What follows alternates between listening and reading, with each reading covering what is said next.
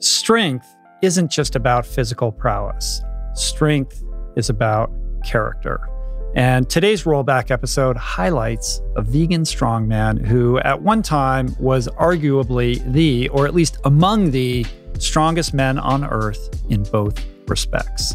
His name is Patrick Baboumian. Originally released in December of 2015 as an audio-only episode and never before shared on YouTube, Patrick's story and his strength is absolutely astonishing. Patrick is a guy who fled, along with his family, the Iranian Revolution when he was just 7 years old and emigrated to central Germany. By the age of 9, he fell in love with wrestling on TV. He developed an interest in weight training, and as a young teen, he rose quickly through the ranks to becoming Germany's national junior bodybuilding champion. Starting in 2011, Patrick was awarded the title of Germany's strongest man, racking up multiple victories at the European Powerlifting Championships, and set 4 Guinness World Records in various strength disciplines. We're talking about a guy who can bench 463 pounds, squat 794 pounds, and deadlift 794 pounds. And believe it or not, he has accomplished all of these extraordinary superhuman feats on a 100% plant-based vegan diet, the hows and whys of which are portrayed in his appearance in the Game Changers documentary and, of course, explored in depth today. So, without further ado, I sincerely hope you enjoy this epic 3-hour adventure with the Armenian Viking, the human Wolverine, the original vegan badass, my friend, Patrick Baboumian. The last time we saw each other was Toronto Veg Fest, September of 2012. I think 13? It was 2013. 13, that's right. Yeah. And that was great because that was also the time that you broke the world record by, why don't you explain exactly what went down? Yeah, it was actually a world record in the yoke walk. And so what I had to do was I had to carry 555 kilos for a distance of 10 meters. And I was allowed to drop it once. And that's what we did there. And I was quite nervous because I did it a week before that in Berlin. Everything went fine, but then I had totally different equipment in Toronto, so I was quite nervous before, and I'm quite happy after it went well. I mean, you probably remember how happy I was. Yeah, well, it was a really cool experience because you know I'm an athlete and I've been around a lot of different kinds of athletes, but I'd never been even a spectator to anything like what you were doing. So it was very interesting to be kind of participating behind the scenes because everything was being filmed for this documentary. And so I was kind of hanging around it. And what happened was, to kind of set the stage, is you were attempting this world record. And for those that are listening that are in the United States, 550 kilograms is about 1,200 pounds, right around there, right? And in order to kind of qualify this, everything had to be weighed. So there was on a stage at the WestJet stage in Toronto, which is right on the harbor, on the waterfront there. And there were all kinds of people weighing all the weights. And you had this sort of scaffold, this giant yoke on which all these plates were being added until, it weighed exactly 550 kilograms. And then the idea was you were going to walk from one end of the stage to the other. You had to go 10 meters. You're allowed to set it down once briefly. Was there a time limit on how long you can let it rest for? 1 minute. 1 minute? No, it was 1 minute for the whole thing. So if I rest too long, it would have been impossible to do it in 1 minute. So you have to traverse the 10 meters in under a minute. Yeah. I got you.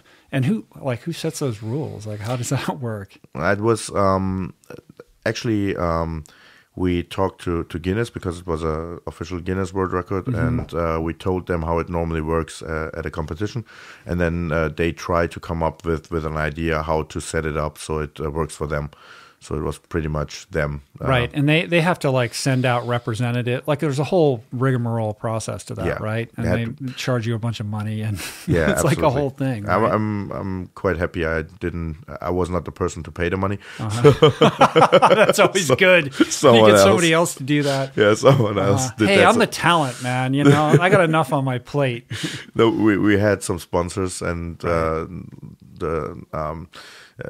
of the guys that organized the whole thing. So they took care of everything. So all I had to do was just carrying that stupid thing. And well, that's all you should have to do. You know what I mean? And it was really exciting. Like a ton of people showed up. There had, 1,000 people there to witness it happening. And I almost spontaneously, I was like, oh, I have a GoPro. Like I should just film this. It was an afterthought. I didn't even think like, oh, I'm going to make a video out of this. And I just pulled it out of my pocket and filmed the whole thing and just didn't even edit it. I just put it up on my YouTube channel, basically like that. And that video has probably more views than anything else I've ever posted on my YouTube channel, which is awesome. And I use clips from that now when I go out and give talks quite frequently when I'm, sort of addressing the question of athletic performance and being plant-based. So thank you for that. You gave me that, but it was a privilege and it was a cool thing to see. And it was very exciting. I mean, the thing is though, when you were backstage, you were joking around with people. I didn't know you were nervous. You were actually, I was like, shouldn't he be like away from people? Like you seemed pretty chill about the whole thing. No, I was totally nervous, but, probably I used the talking and everything just to distract myself a little bit from my nervousness. Mm-hmm. So, but I was really nervous. Just try to somehow distract myself from the nervousness that I had. Right. I mean, how do you mentally prepare? Like, do you have a routine or like a process or a mantra, or like how does that look for you? In a perfect situation, I would try to get some calm place where I can concentrate, and then I would just visualize what I'm going to do. Mm-hmm. So, and it's not so much a formal routine, but it's more that. I mean, most of it happens in the head, right? So it doesn't depend too much on the outer circumstances. It's just enough if I can get some quietness and just some place where I can just be quiet enough to go through everything that I'm planning that you have to do. Right. Yeah, it's interesting to me because although we're both athletes, we're on different ends of the spectrum. You're, at the very far extreme of like strength and power, and I'm the long distance endurance guy. And but I would imagine sort of the mental preparation would be similar, but as you're explaining this, I'm thinking, when I'm out there doing my thing, it's sort of a progressive process of getting more and more fatigued and still going forward. But with you, it's a very precise moment where failure just happens. Like, it's either you're going to push through this moment and get through the next 2 seconds and succeed, or it's all going to end. Like everything is very compressed comparatively. Yeah, absolutely. So it's, the experience of running for a very long distance, not compared to anything that you do, but I still have a feeling for what it's like because I have been dieting for bodybuilding competitions, mm-hmm. and in that time, I had to do cardio work. So it's like a little glimpse of what you do. Yeah. So it's really completely something else. But the still, though it's so different, still there are similarities. Still, you have to manage to in some way tame this beast inside your head that says stop. I don't want to go on, and so on. But it's just in a different way. The beast is much louder, but for a very short time.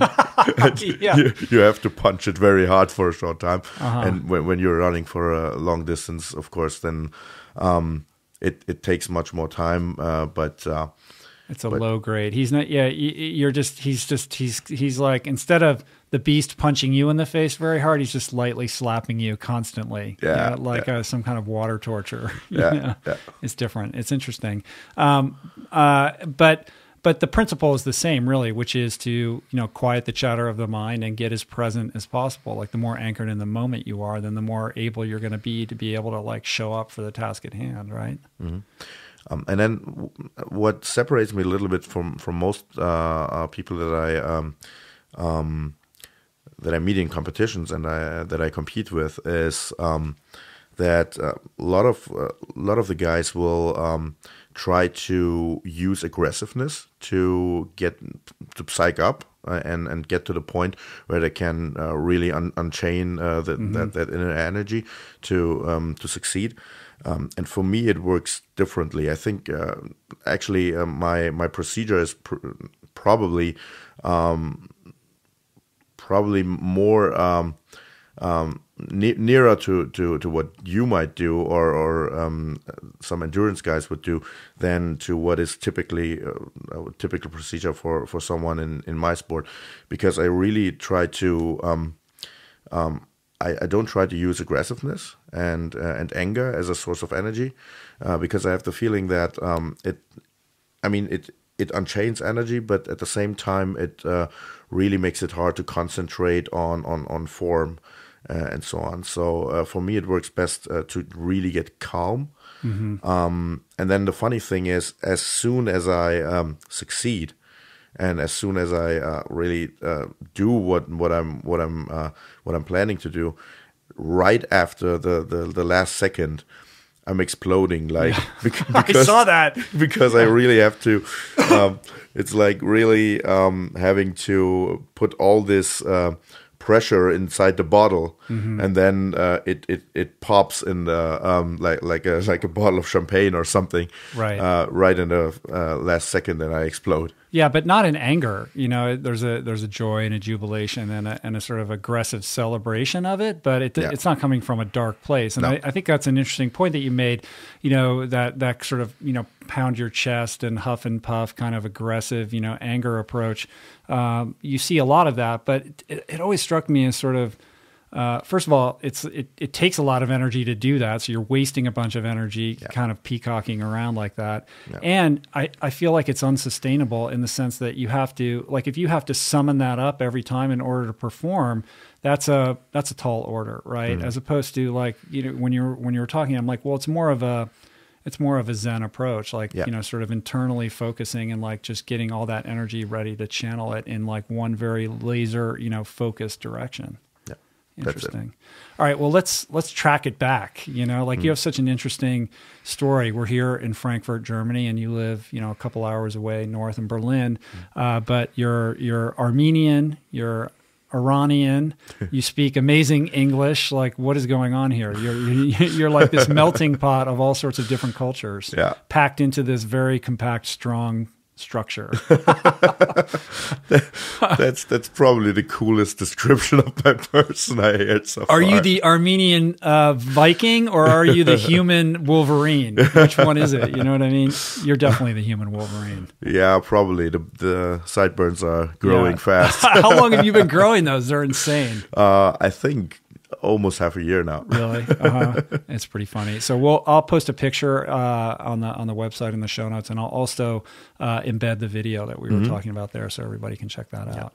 But yeah, man, where does it all begin? Yeah, so it began in Iran at the Persian Gulf. That's where I'm born. I'm of Armenian origin, which means that some of my ancestors have. I don't know. I don't even know if any of my ancestors really came from Armenia, but it's like Armenians are scattered all around the place in the Orient. So that as much as I can track it back, it seems that my ancestors have been in Iran for more than 300 years. Both mom and dad. Yeah, for 300 years. So like grand anything. Right. So and that's from both sides. But I could track it back from my dad's side for like almost 300 years.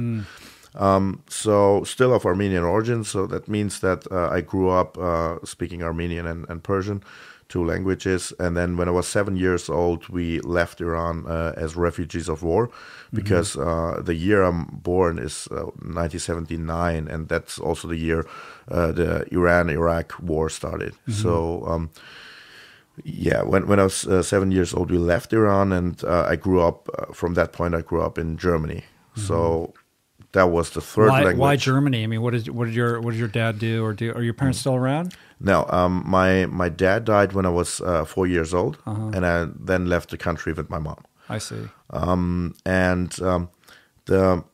The plan was actually, that's funny. Did your dad die in the conflict? No, he just died in a car accident. I see. Oh. Yeah. And the actual plan was to leave the country and get to the States, actually. And we used Germany just as a transit country, where we would stay as long as the paperwork would take to get accepted as to get asylum for the States, and then come as refugees to the States. But my mom would change the plan, and I don't know, she just liked Germany, so she decided that we would stay there together with my uncle, her brother.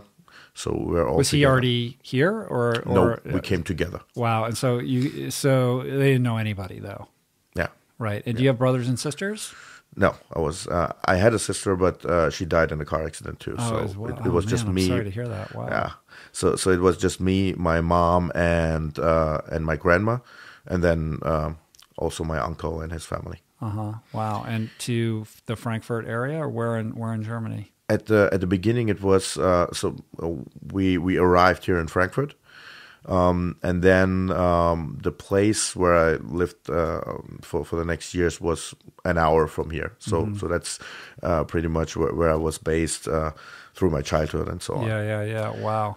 And so is there like an Armenian community that you guys became a part of, or were you just like this outsider kid growing up as a young person?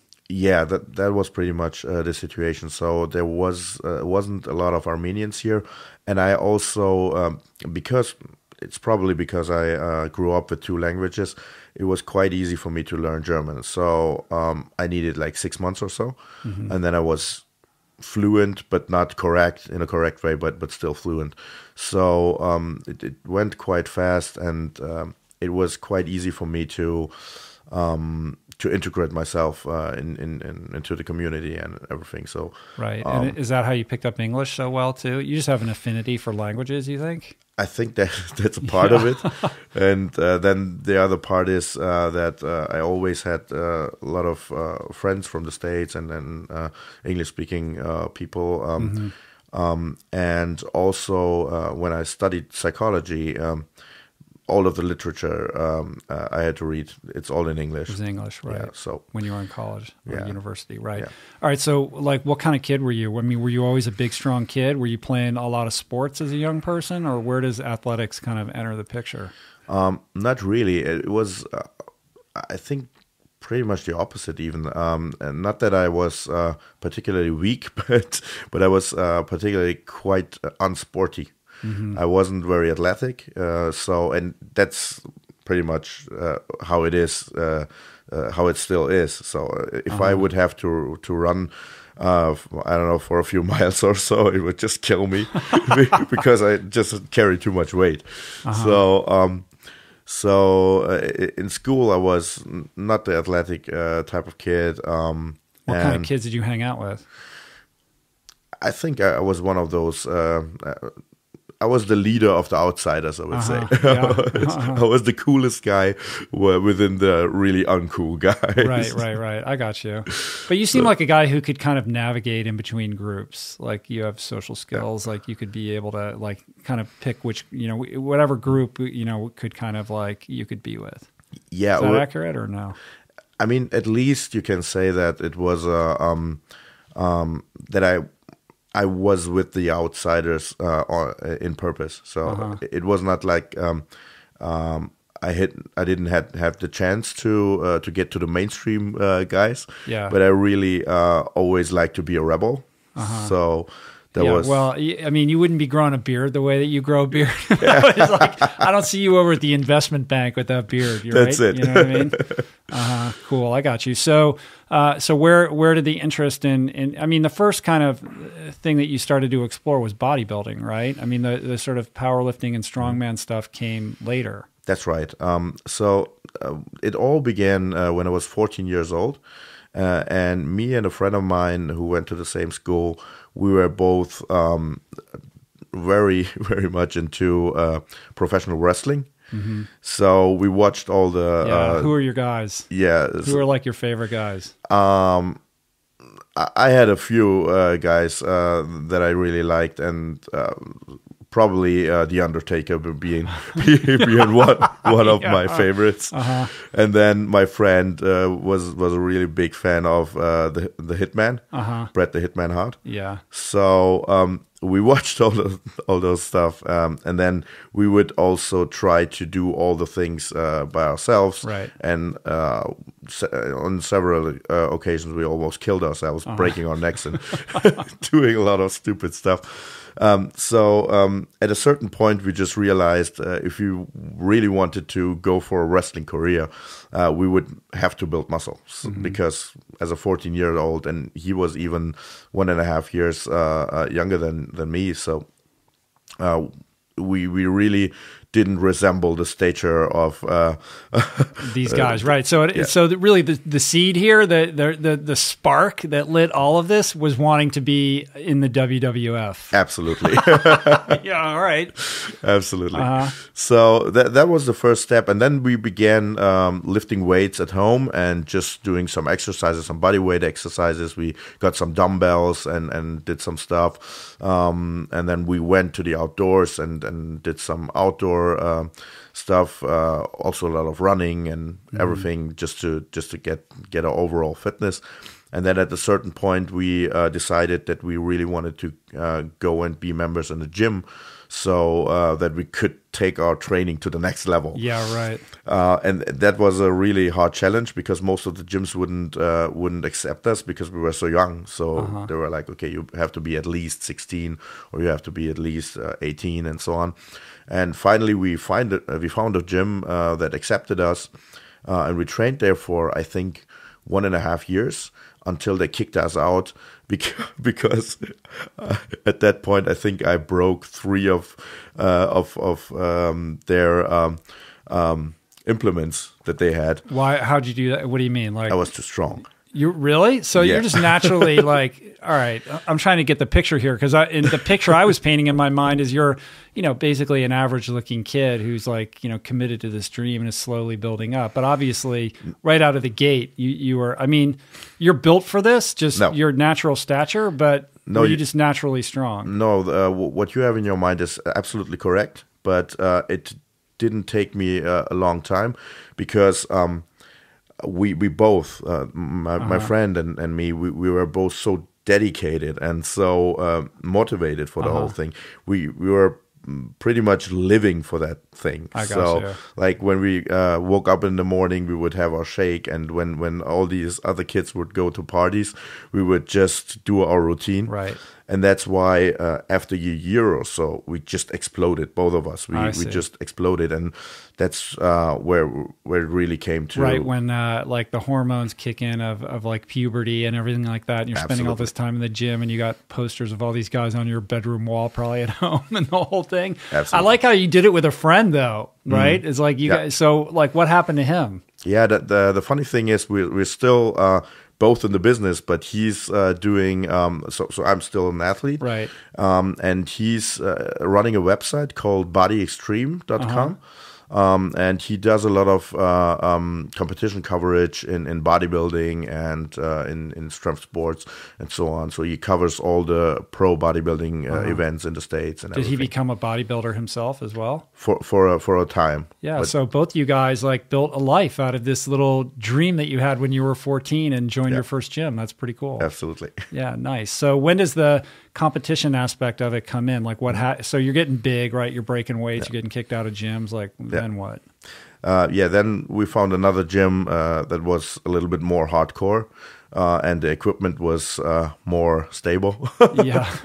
So we moved to the other gym and went on training. And then I had this time of probably 10 months or so, or 8 months or so, where I barely trained at all.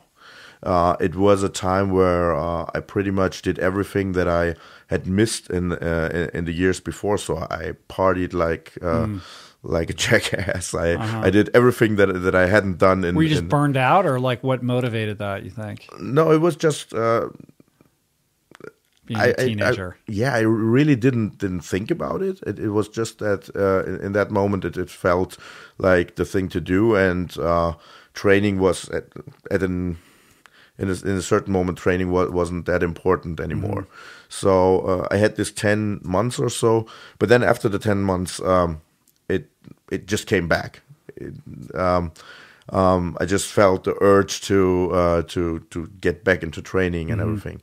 And in that time, I lost some weight. So before the 10 months, I was already 102 kilos or so.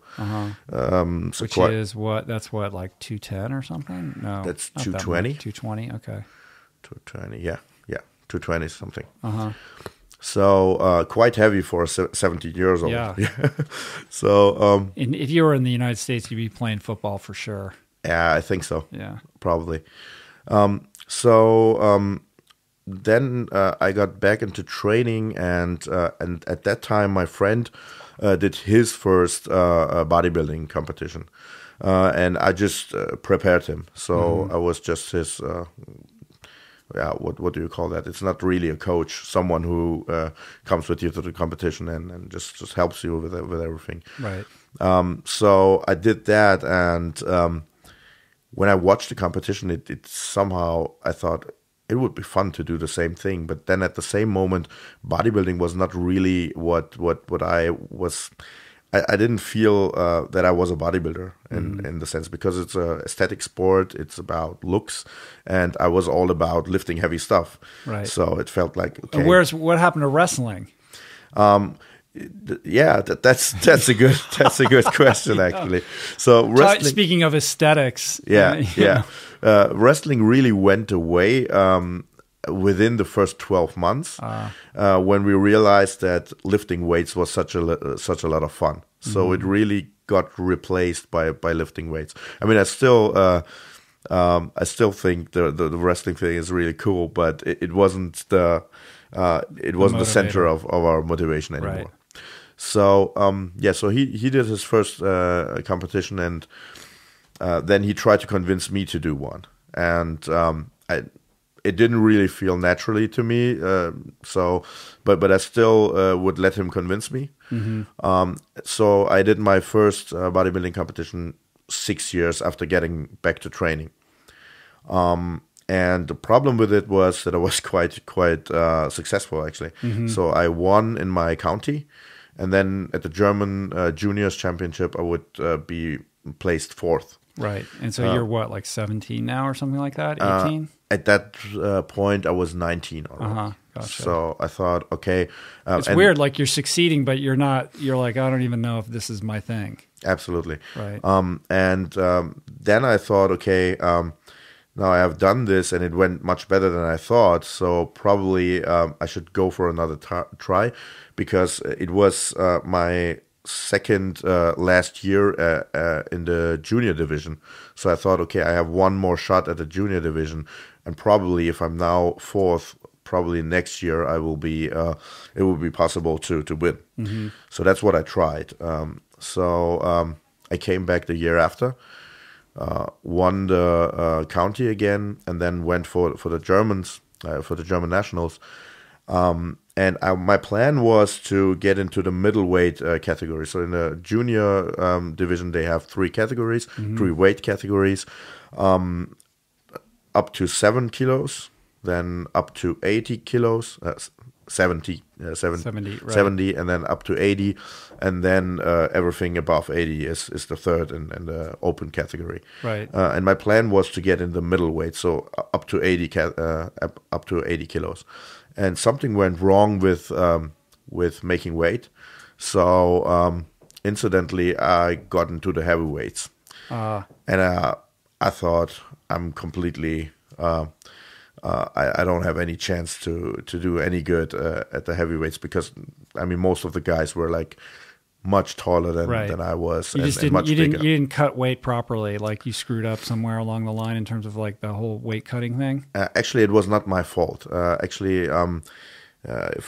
If we get into the detail, it was that we measured our weight on a scale at the gym for which I was competing, and their scale was not accurate. It wasn't calibrated. So properly. I got you. Yeah, so everyone when we got to the competition, everyone was 1 kilo heavier than they thought. And the problem at that point was that I was the one who really cut weight absolutely accurately and perfect. So you could be right at the edge of the weight classification. Absolutely. I didn't want to leave anything to chance. So I was really at the edge. I was absolutely so I used all I could get to really make the thing happen because that was the last time that I would get a shot at the juniors. So and that was the problem. So I had 1 kilo that I had too much, and I had to get rid of that within 2 hours or so. And the problem at that point was for a bodybuilding competition, you cut a lot of weight by trying to get rid of your body fat, obviously, and then also you dehydrate your body. So I was already completely dehydrated. There wasn't anything. There's no more water to go. No, amputation would be the only thing. So I lost 600 grams or so within those 2 hours by running, spitting, and I mean I couldn't even go to the bathroom or anything because there wasn't any water in me to get rid of. I even tried to throw up. Didn't work. There was anything in my stomach. Such a bizarre thing. All right, so what happens in the competition? Yeah, so I had to go to the opens, and then I was expecting to be anywhere between 5th place or anything like that because there was such a lot of huge guys there. And what then actually happened was I won the overall thing. So I won the category and then won the overall title too. And that was the reason, motivated me a lot, and that was the reason that I came back in the year after that at the what is it called in English? At the mints category, like I don't know what that means. Mints, no, it's after juniors. You're just in just the like regular, seniors, just regular, like the real men category. Yeah, that sounds cool. The real man category. Yeah, so I would come back as a quite young guy, and I think I placed 9th or so, and that was the last time that I competed at bodybuilding for 10 years. After in 2009, I did it once more, but for 10 years that was it. And in the years after that, I think 4 or 5 years, I just trained for fun until 2006. And 2006 was then when I did my first Strongman competition. Gotcha. All right, we're going to get into that and unpack all of that. But I just while we're on the whole bodybuilding thing, I mean, it's such a weird and very specific like subculture, right? Like it's a sport, but it's also like this weird beauty contest of aesthetics and posing and posturing. There's nothing else like it really in sport. Like it's its own strange universe with its own rule book, I suppose. Absolutely. And the thing is that the actual sport and the actual work that you do happens in the gym. So normally when you have a competition, the actual performance that you do happens at the competition. But as a bodybuilder, you really have to perform in the preparation before the competition. And at the competition, you're just showing the result of what you have done for months and years. There was a period of time where I was living in the Venice area of Los Angeles, and I belonged to the Gold's Gym in Venice, like the home of bodybuilding. That's where it's where Arnold Schwarzenegger got his start, etc. And during this period of time, you would go and you'd see like a lot of the professional bodybuilders. I mean, and even like the former ones, like Lou Ferrigno was there like every day, and these female bodybuilders, and they just clock in at 8 or 9 in the morning, and they're there until 5 or 6 at night, like every single day. This is like their job. They go, and I was like, okay, I get it. But just observing it, like, was just it. I'm like, I'm trying to relate to like what's going on, and I'm like, it's so weird. But I feel like it can be, and I'm not saying this is for everyone, of course, but it can be this kind of receivership or kind of safe haven for people that have like body dysmorphia issues or weird kind of like psychological issues about their how they look, etc. Because it's so kind of self-oriented in that regard. And also I think that there's a sense of, once they become so gigantic, they almost become, they're marginalizing themselves in public, because they look so different than everyone else. So this is the place where they can come and be with their like-minded community and feel supported. And I would observe, you could see that social dynamic, like, in action. It's very interesting. Everything you said was right. Yes, right. Okay. And I can agree to. And what about like steroid use? I mean, how does that work in the world that you inhabited at that time? Yeah, that's a real big issue. I had some funny funny experiences with that because, as I told you, we were thrown out the first gym where we were, and the reason was pretty much that we were really getting stronger and much faster than anyone would expect that.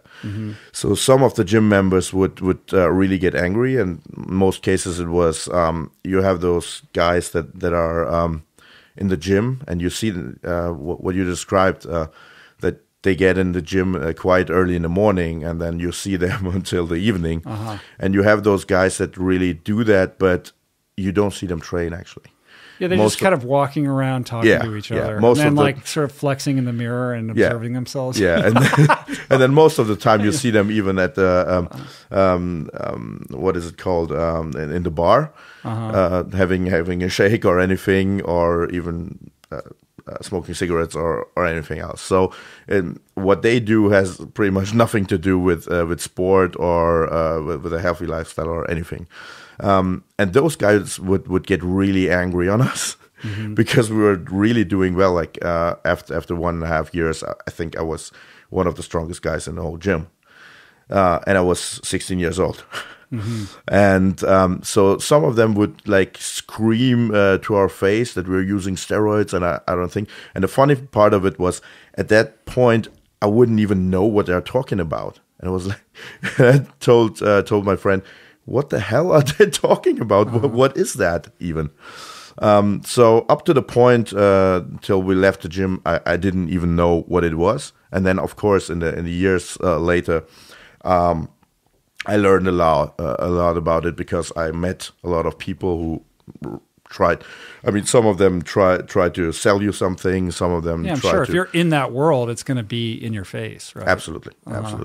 And it's one big issue is that I have the feeling of is when I see what the government is doing to get the problem handled, is that they really concentrate on professional athletes and trying to find ways to make them work in a natural way and don't use any performance enhancing drugs and so on. And I always have this feeling that they really oversee the problem that is really much worse, and it's not the professional athletes, because in most cases, if they don't use anything, they use it, they get their stuff by a doctor or by anyone, and they know what they do. But it's really in all those gyms, all these kids that Yeah. really get influenced and get in touch with people who try to sell them all kinds of shit. So that was really a big challenge to not get into this really self-destructive culture where, I mean, you can really compare it with other types of drug use, because in most cases, if you're using drugs, the problem is that you're like in a vicious circle where you destroy first your health and then also your psychological your psychological health. Mm-hmm. So you're really destroying your persona, and it gets worse and worse. And if you're lucky, you get out of the circle, and if not, you really go down to hell. And it's the same thing if you take a look on hard drugs or on alcohol or on steroids. It's also always the same thing, and I'm really happy that we were able to stay away from that and get through the whole process without being pulled down in this thing. I mean, do you think that perhaps that might have been a factor in you kind of stepping outside of that sport? I mean, do you think that you can be competitive internationally without using that kind of performance-enhancing drug? I mean, the guys at the top of the game, they're just so freakishly big. Like, you just look at them, and you're like, that's not humanly possible without assistance, pharmacological assistance. But I really don't think that way, because one thing that you forget when you think like that is you forget the role of genetics. If you look at a basketball player, for instance, who is like 8 feet tall or 7 feet tall, there is nothing to get that big. That no drug or anything that you can use to get that big, and you would never think in the terms of how can you be that tall. Because okay, he has the genetics to grow that tall. And it's the same thing with being muscular or being strong. Some people just have completely different genetics. So I think it's a little bit misleading if you think in terms of if someone is doing well at a certain sport, it must be because of the performance enhancing drugs. Because what I learned from everything that I experienced in that world is the part the performance enhancing drugs play is probably, let's say, I mean, it's not more than 20% of the whole performance. So you would never get someone who is not already on a very high level to win a competition with drugs. Right, but at the very highest level, 20% is a lot when you're differentiating at the 1% level between the best and the second best. Absolutely, it can be what depends, or it can be what is going to decide if you're going to be 10th place or if you're going to be the first place. Right. But it's never possible if you don't do anything else in the correct way and don't have all the other ingredients. It will give you nothing. Right, but at the highest level of bodybuilding, I mean, it's not a clean sport. I mean, even by these guys' own admission, this is like they're all doing that, right? I mean, if you take a look on the professional bodybuilders, it's pretty much no one. I think there's no pro bodybuilder who would really say they do it naturally. No, and also there's the natural competitions for that reason, because it's agreed upon. Everybody knows that the ones that are not in the not natural competition are using something most likely. But the really bad thing about that is I know some natural bodybuilders, and a lot of them use stuff too. Oh wow! So but still, you see a difference between the natural bodybuilders and what can I call them? Unnatural or supernatural bodies? Supernatural is a good one. Right? The semi-natural and the admittedly completely unnatural. So you already see this big difference. And still there are some guys who would find a way to trick the tests or anything. Yeah. So you will always have that problem. Because as soon as you have a new test, because we're human beings. That's what human beings do. They find a way to trick it. So, so bodybuilding might be a little bit special on that, because it's such a. I always call it a cosmetic sport, because I think it's a lot about the look and a look that you can only maintain for like an hour. Yeah, that's the funny part of it. Yeah. It especially for me, it was exactly how it worked. So I would diet for half a year or so, almost kill myself, because naturally I'm always overweight. I'm not in a very good shape, so that's how I look naturally. So if I really want to get in that shape that you need on the stage, I would really have to almost kill myself. I would do, for instance, that like paper thin skin where all the veins are popping through and all that kind of stuff. Yeah, I wouldn't even get to that point, but I tried to get as close as I could. Yeah. So what I would have to do is, for instance, 6 hours of cardio a day. So 3 hours after you'd be training for Ultraman. Yeah, that's why I said I have some experience where I can like relate to know what you do, but then of course these 6 hours were on a very low performance intensity level, while you are going for probably 6 hours on a very high one. A lot of the endurance training is it's at a very it's at a pretty low, you're in that your aerobic kind of fat burning zone. So I would really have to do a lot of cardio training, and also a lot of dieting, like being on almost zero carbs for several weeks to get to the point. And then right after the competition, I would start just stuffing everything I could find into my face. Your body's like literally changing in front of your very eyes. Yeah. So I would like gain 10 kilos in a day or so. Well, yeah. I mean, clearly there is a genetic element to it, because some people are just naturally ectomorphic, and you can see the veins under their skin, normally or whatever. And you're a super strong guy, but you're not genetically sort of kind of cut out for that. No, I'm not built for bodybuilding. Actually, if you really look on my physique, it's pretty much built for powerlifting. Yeah, that's actually the sport that I'm built for. You are perfectly built for that. So let's talk about that, right? So you have this sort of bodybuilding career, and you decide to change directions. Yeah. Yes. So what first happened is that I went away from competing for quite a long time, and I just trained for fun. So just being a normal dude. Yeah. So in that time, I also went to evening school to get what is it called master's degree, like a what you need to get to the university. Oh, I got you. Yeah. In order to go to university. Yeah.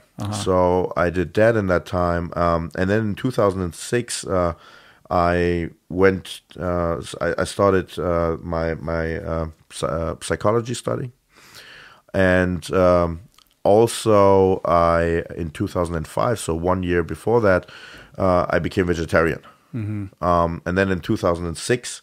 In the first year of studying psychology, I also started with strongman competitions, and the reason for that was, and this is quite related to the self-destructing thing that we just spoke about. So the reason that I started with strongman was the following: I was already studying psychology, and it was some winter evening, and I was just surfing through some sites, and then it came to I was actually just checking some stuff on Wikipedia, and then it came to my mind to check out Wikipedia for some of those wrestling guys, and I started checking some of those guys, and like what happened to those guys? Yeah. What they were doing now. Yeah, and a lot of them were just dead, like the British Bulldog, Owen Hart. A lot of those guys really weren't alive anymore. And I was shocked because it was like literally 1 decade after I watched all those guys as a kid, and I was a fan of all the whole thing. And now they were like 50% of those guys were dead. Right. Yeah, Roddy Piper just died too, right? How old was he? The Ultimate Warrior just died. A lot of the guys aren't alive anymore. So I checked it, and obviously, being in the whole sport and knowing what happens there, I knew what would be the cause of such a lot of people dying in such a lot of young age. And with the wrestlers, it's not even only the performance enhancing drugs, but the problem is also that sometimes they just have to use stimulating drugs to just because they're always on the road and always touring around, and they always have to perform. So it's also a lot about some drugs to just be able to perform, and then also pain is a factor, I think. So they also use a lot of painkillers and stuff like that. So it's a really unhealthy lifestyle they have. Right. A lot of them have. So I checked those, and because I was trying to orient myself and trying to find a new challenge, a new thing that to go for, and I thought, okay, wrestling is not cool. I don't want to die. Yeah. So I just plus it wasn't really like cool period anymore anyway. Like that period had kind of come and gone, right? Like wrestling had its moment, but that was kind of in the 80s. That's right. But for me it wasn't. For me, I was very much alive. Because the funny thing was I wasn't even following it. That was the reason why I was so shocked that a lot of them died, because I wasn't following it for such a long time. But remembering the old times, I was just as enthusiastic. So I thought, okay, probably it would be cool to get back to that. Yeah. You're stuck in 1989. So, in a certain way. So so after realizing that it was so bad with all those guys, I thought, okay, wrestling isn't the thing, so let's go for strongman. Because I was also, when I was a kid, I was also a big fan of strongman, and I would never have when I started lifting weights, I would never have the feeling that I could end up myself as a strongman, because normally those guys are huge, they're giants, they're like. They're physically tall. So how tall are you? I think in feet, I don't know. Actually, it's I think you're about 170, 5'4", 5'5", something like that, maybe. Yeah, something around that. Yeah, it's 170 centimeters. All right. So but let's hold on 1 second here. So let's put a pin in strongman, and I want to define that and really flesh that out. But you breezed by one very kind of salient point, which is you made this decision to go vegetarian, and then you kind of brushed it off and went on to the next thing. So what was the motivation behind that? It was in the last weeks before I got into university, and the whole thing started with a thinking process, with an internal thinking process, where I just realized that throughout my life I'd been quite compassionate with animals, and in a way that I perceived animals as pretty much the same. Made of the same stuff that we are made of. So when I saw animals suffering, it was for me the same thing as seeing children suffering or another human being suffering. Just built into your DNA, just naturally your whole life you've been that, like have extra sensitivity. I mean, when I was really a small child, I would kill some ants and stuff like that. So it came up. Right. But I mean, just by anecdotal, a little anecdotal story. We just took the train today from the Frankfurt Book Fair about, almost maybe a little over an hour to where we're staying. Yeah. And we got off the train platform, and it was Julia and myself and one other, and you were with us. And suddenly we turned around and said, "Where's Patrick?" We couldn't find you. And then you showed up and you said, "Oh, I saw a bird on the platform. I wanted to make sure." I wanted to see if he was dead or whether he was suffering still. Yeah. Yeah, that's Like that's not something that like the average person would do. Like I didn't even notice the bird. Yeah, I think that's something probably where I'm a little bit special. Like I mean, if I see a little worm or something on the floor in the train, like once I saw a really very, very, very small caterpillar. You couldn't even. It was so small you couldn't almost even see it. It was really like probably like an ant or so, Right? and little green thing, and it was on the floor, and it was obvious if I don't put it up, it would just be killed by Somebody's someone. gonna step on it. Yeah, and it was a full bus. So what I did was I got on the floor, and everyone was looking at me. What is that idiot doing there? So I tried to get it in a way on my hand without killing it, and that's yeah, a just really touching it, you can smush it, right? yeah, absolutely. So it was already a big, it was already a heavy task to get it from the floor without killing it. I used a piece of paper. Then I got out of the bus in the middle of nowhere where I really didn't want to go to. Got to a place where there was a little bit grass and so on, and I tried to save it. So, but that's how I see the world. So for me, I just think that small little thing wants to live too.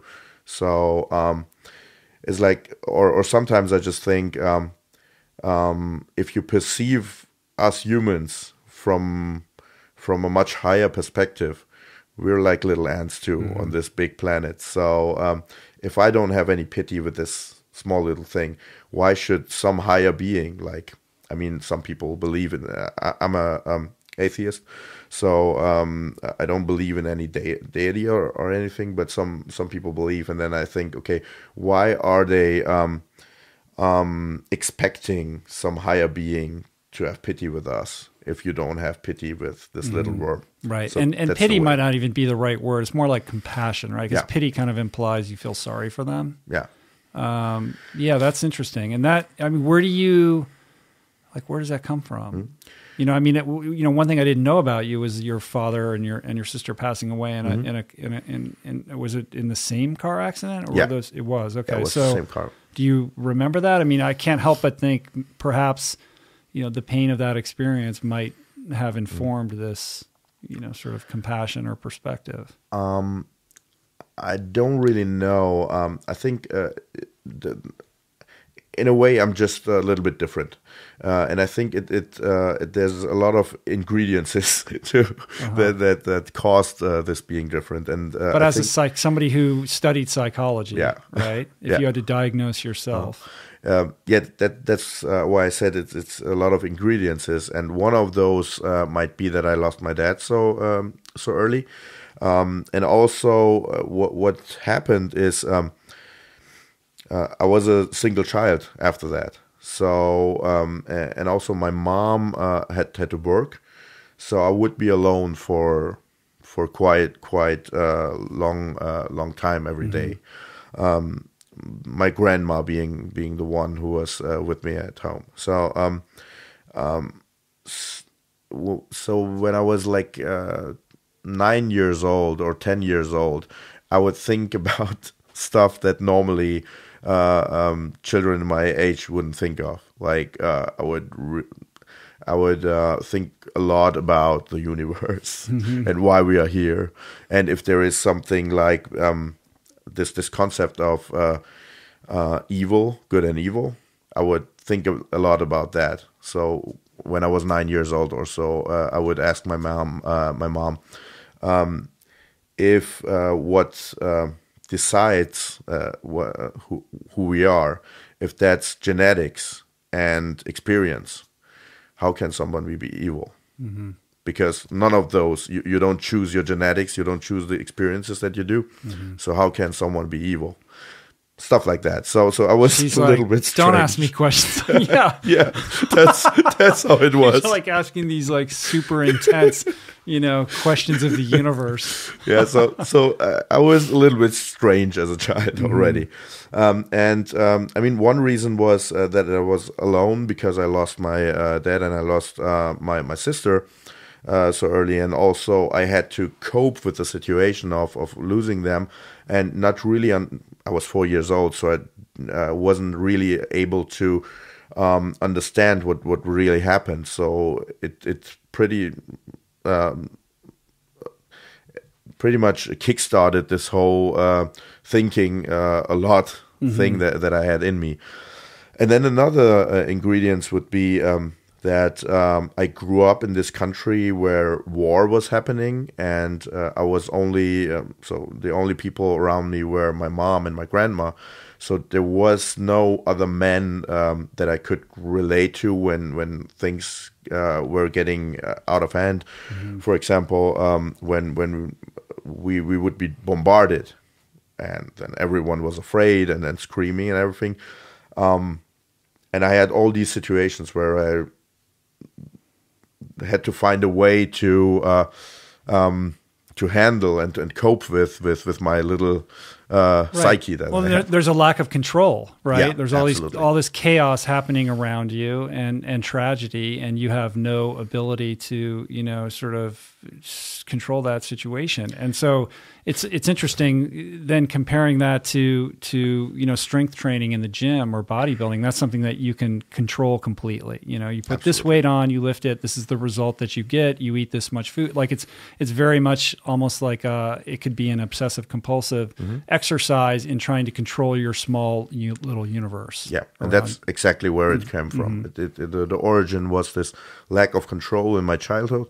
And then the feeling that you get when, as soon as you realize that you can control your body and you can control it fully by deciding what you want to do with it, and then just make it work as you want it.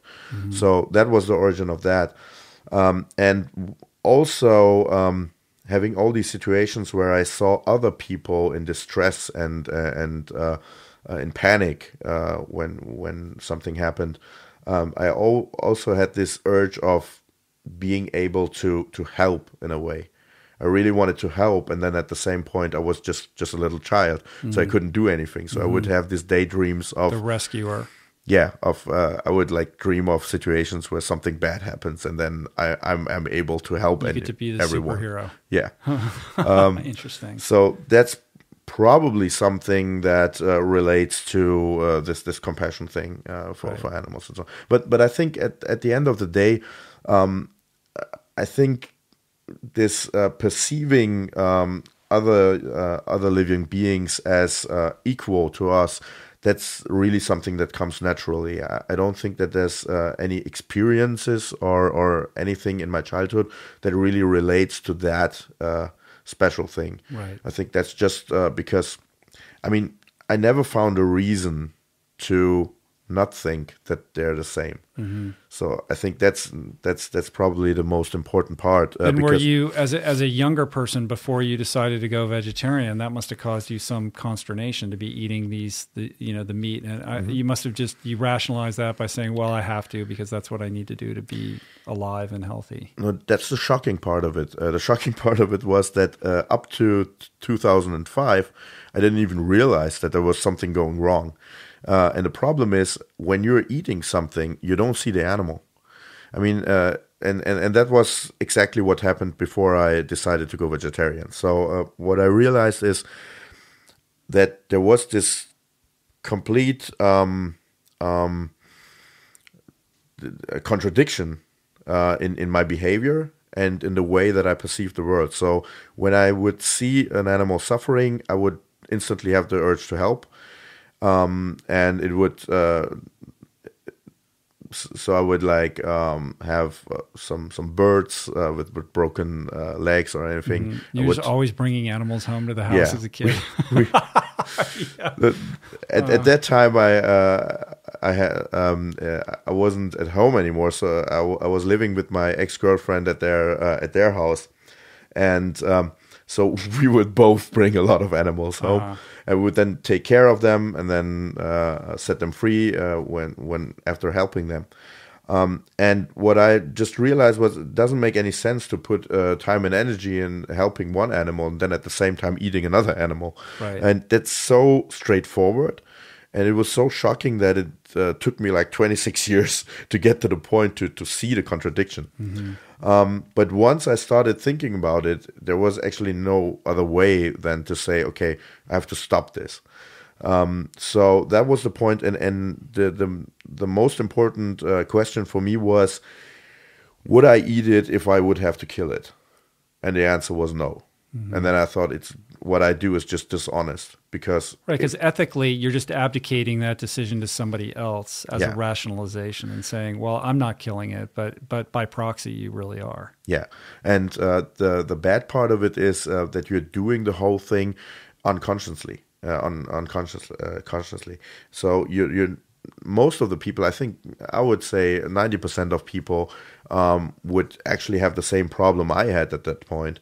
But as soon as you go to the grocery store and you get all those animal products, you don't see the actual being behind the product. Of course you not. just see this packaged piece of whatever. It's specifically designed to prevent you from seeing that or being in any way connected to the process of what delivered that meat to the grocery store in that nicely, cellophane wrapped package. Yeah. Because most people, you're extraordinarily sensitive, but most people, everybody, I think, is inherently compassionate and has sensitivity, right? So anybody who would actually kind of walk, with the animal through that whole process from beginning to end would be horrified. And that's why there are ag-gag laws and all these sort of structures built up to prevent the consumer from seeing or in any way being connected to that process. Because the more connected we are, the more we will realize, like, what are we doing? This is insanity. Yeah, absolutely. And the thing is,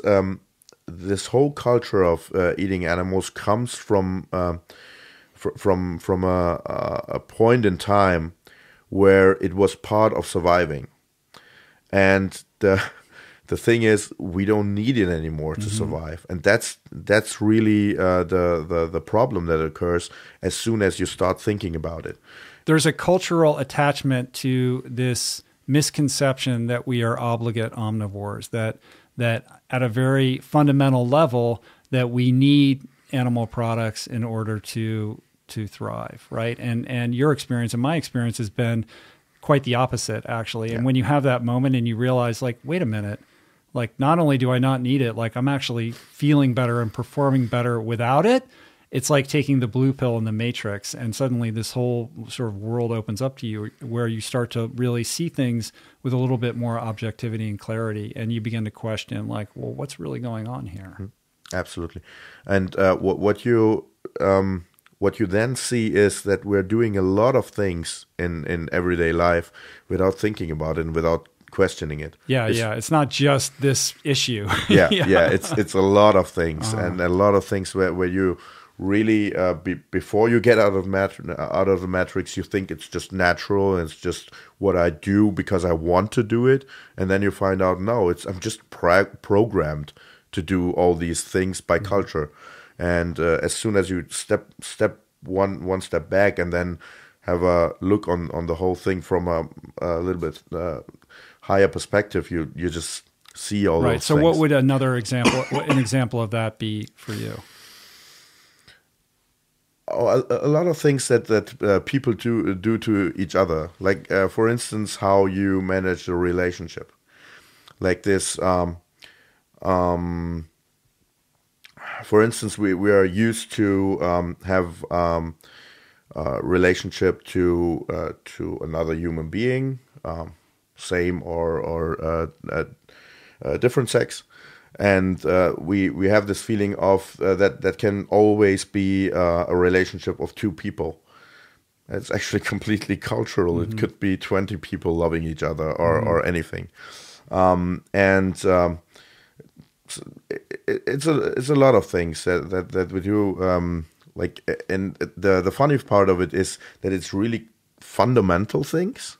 It's not just things that like, I don't know, like smoking or anything that is not really watching too much TV or something. like that. It's not things like that. But when it comes to the relationship to other human beings, and when it comes to eating, that's things that have to do with surviving, and that are really the most fundamental things in life. And we still have no clue why we do it the way we do it. That's so true. And it's really a big eye opener as when you get to the point where you really see that you're doing all this stuff just because you're programmed to. Right. And it's so great because then all these new ways open up. Like you find yourself in a big room where before that you had to just roll on this one rail, and it was only one direction, and then you find all these new directions, all these new possibilities. Right. Gestalt is a German word, right?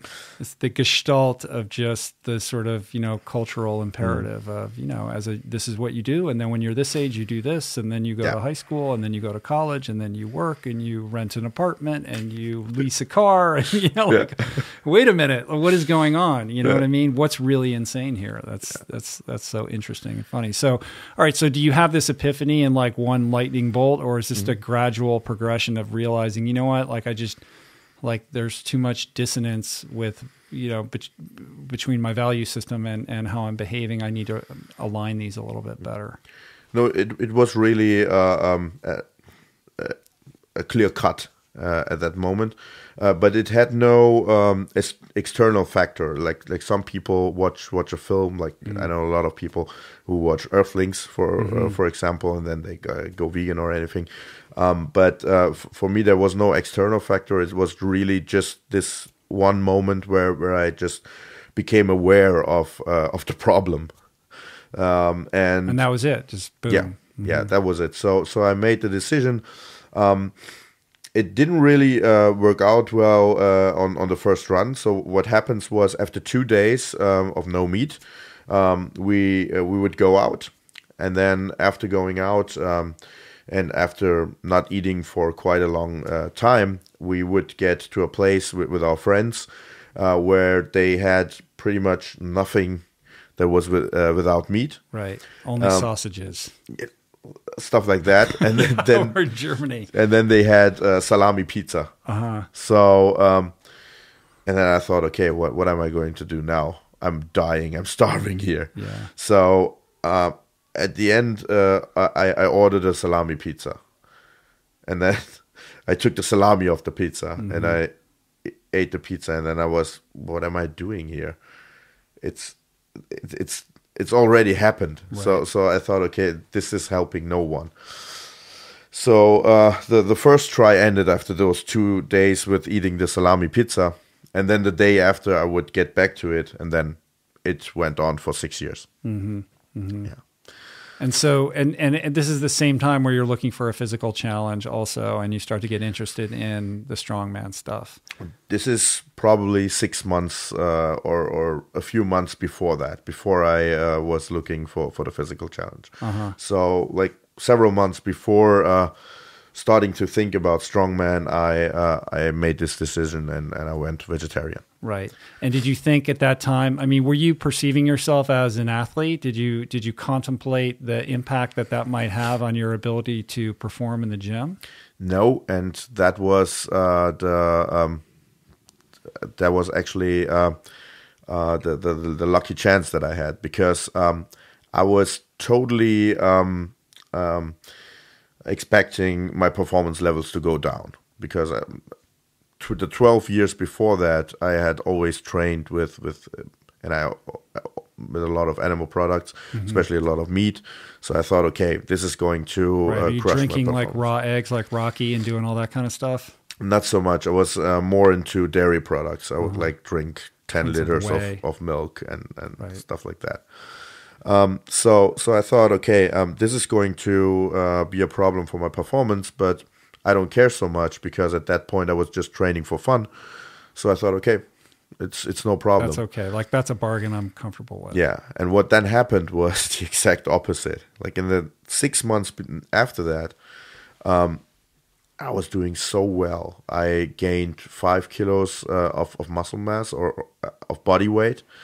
I was getting stronger than I was before. That's the interesting thing, because in the gym you can calibrate it exactly. You know exactly what your numbers are, right? So those numbers went up. I mean, did you vary the kind of training that you were doing? So was the only variable the change in the diet? Yeah, that's the cool thing, because did you lose weight and then put it back on? Like no. We were talking on the train, like I had David Carter on the podcast, a 300-pound vegan NFL football player, and he lost a bunch of weight and then had to put it on. But then ultimately he ended up much stronger in the gym and faster, more agile, like across the board, like all his numbers were better. But he had like a little dip first and then had to kind of, sort of build the foundation again. Yeah. No, I hadn't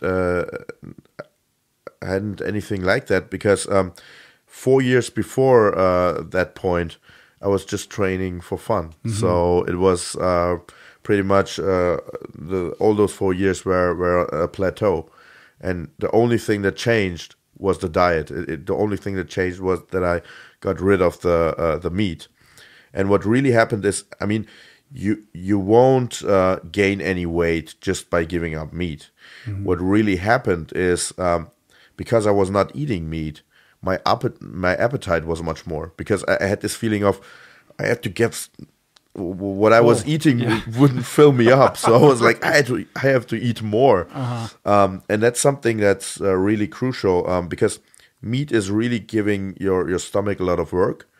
And when you get rid of that, you're just more hungry, so you will eat a lot of more stuff, and then I just made sure that I ate good stuff, and so I gained weight, and the performance levels went up. So the reason for the performance gains was not so much the giving up meat by itself, but it was because giving up meat, I had much more appetite, and I had much more room, so to say, for all the good stuff that I then consumed. Interesting. So was there a moment in the gym where you were like, wait a minute, what's going on? Like I just pushed, X number of kilograms or pounds. Like that's never happened before. Like how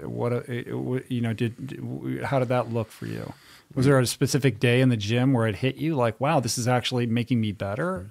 No, it was more gradual, because it was coming gradually over this 6-month period. It was not so much this experience of having that one point where we realize what is going on, but it was much more just looking back those 6 months that I saw, okay, something went really, really good in the last 6 months. And then I obviously realized, okay, that's since I stopped eating meat.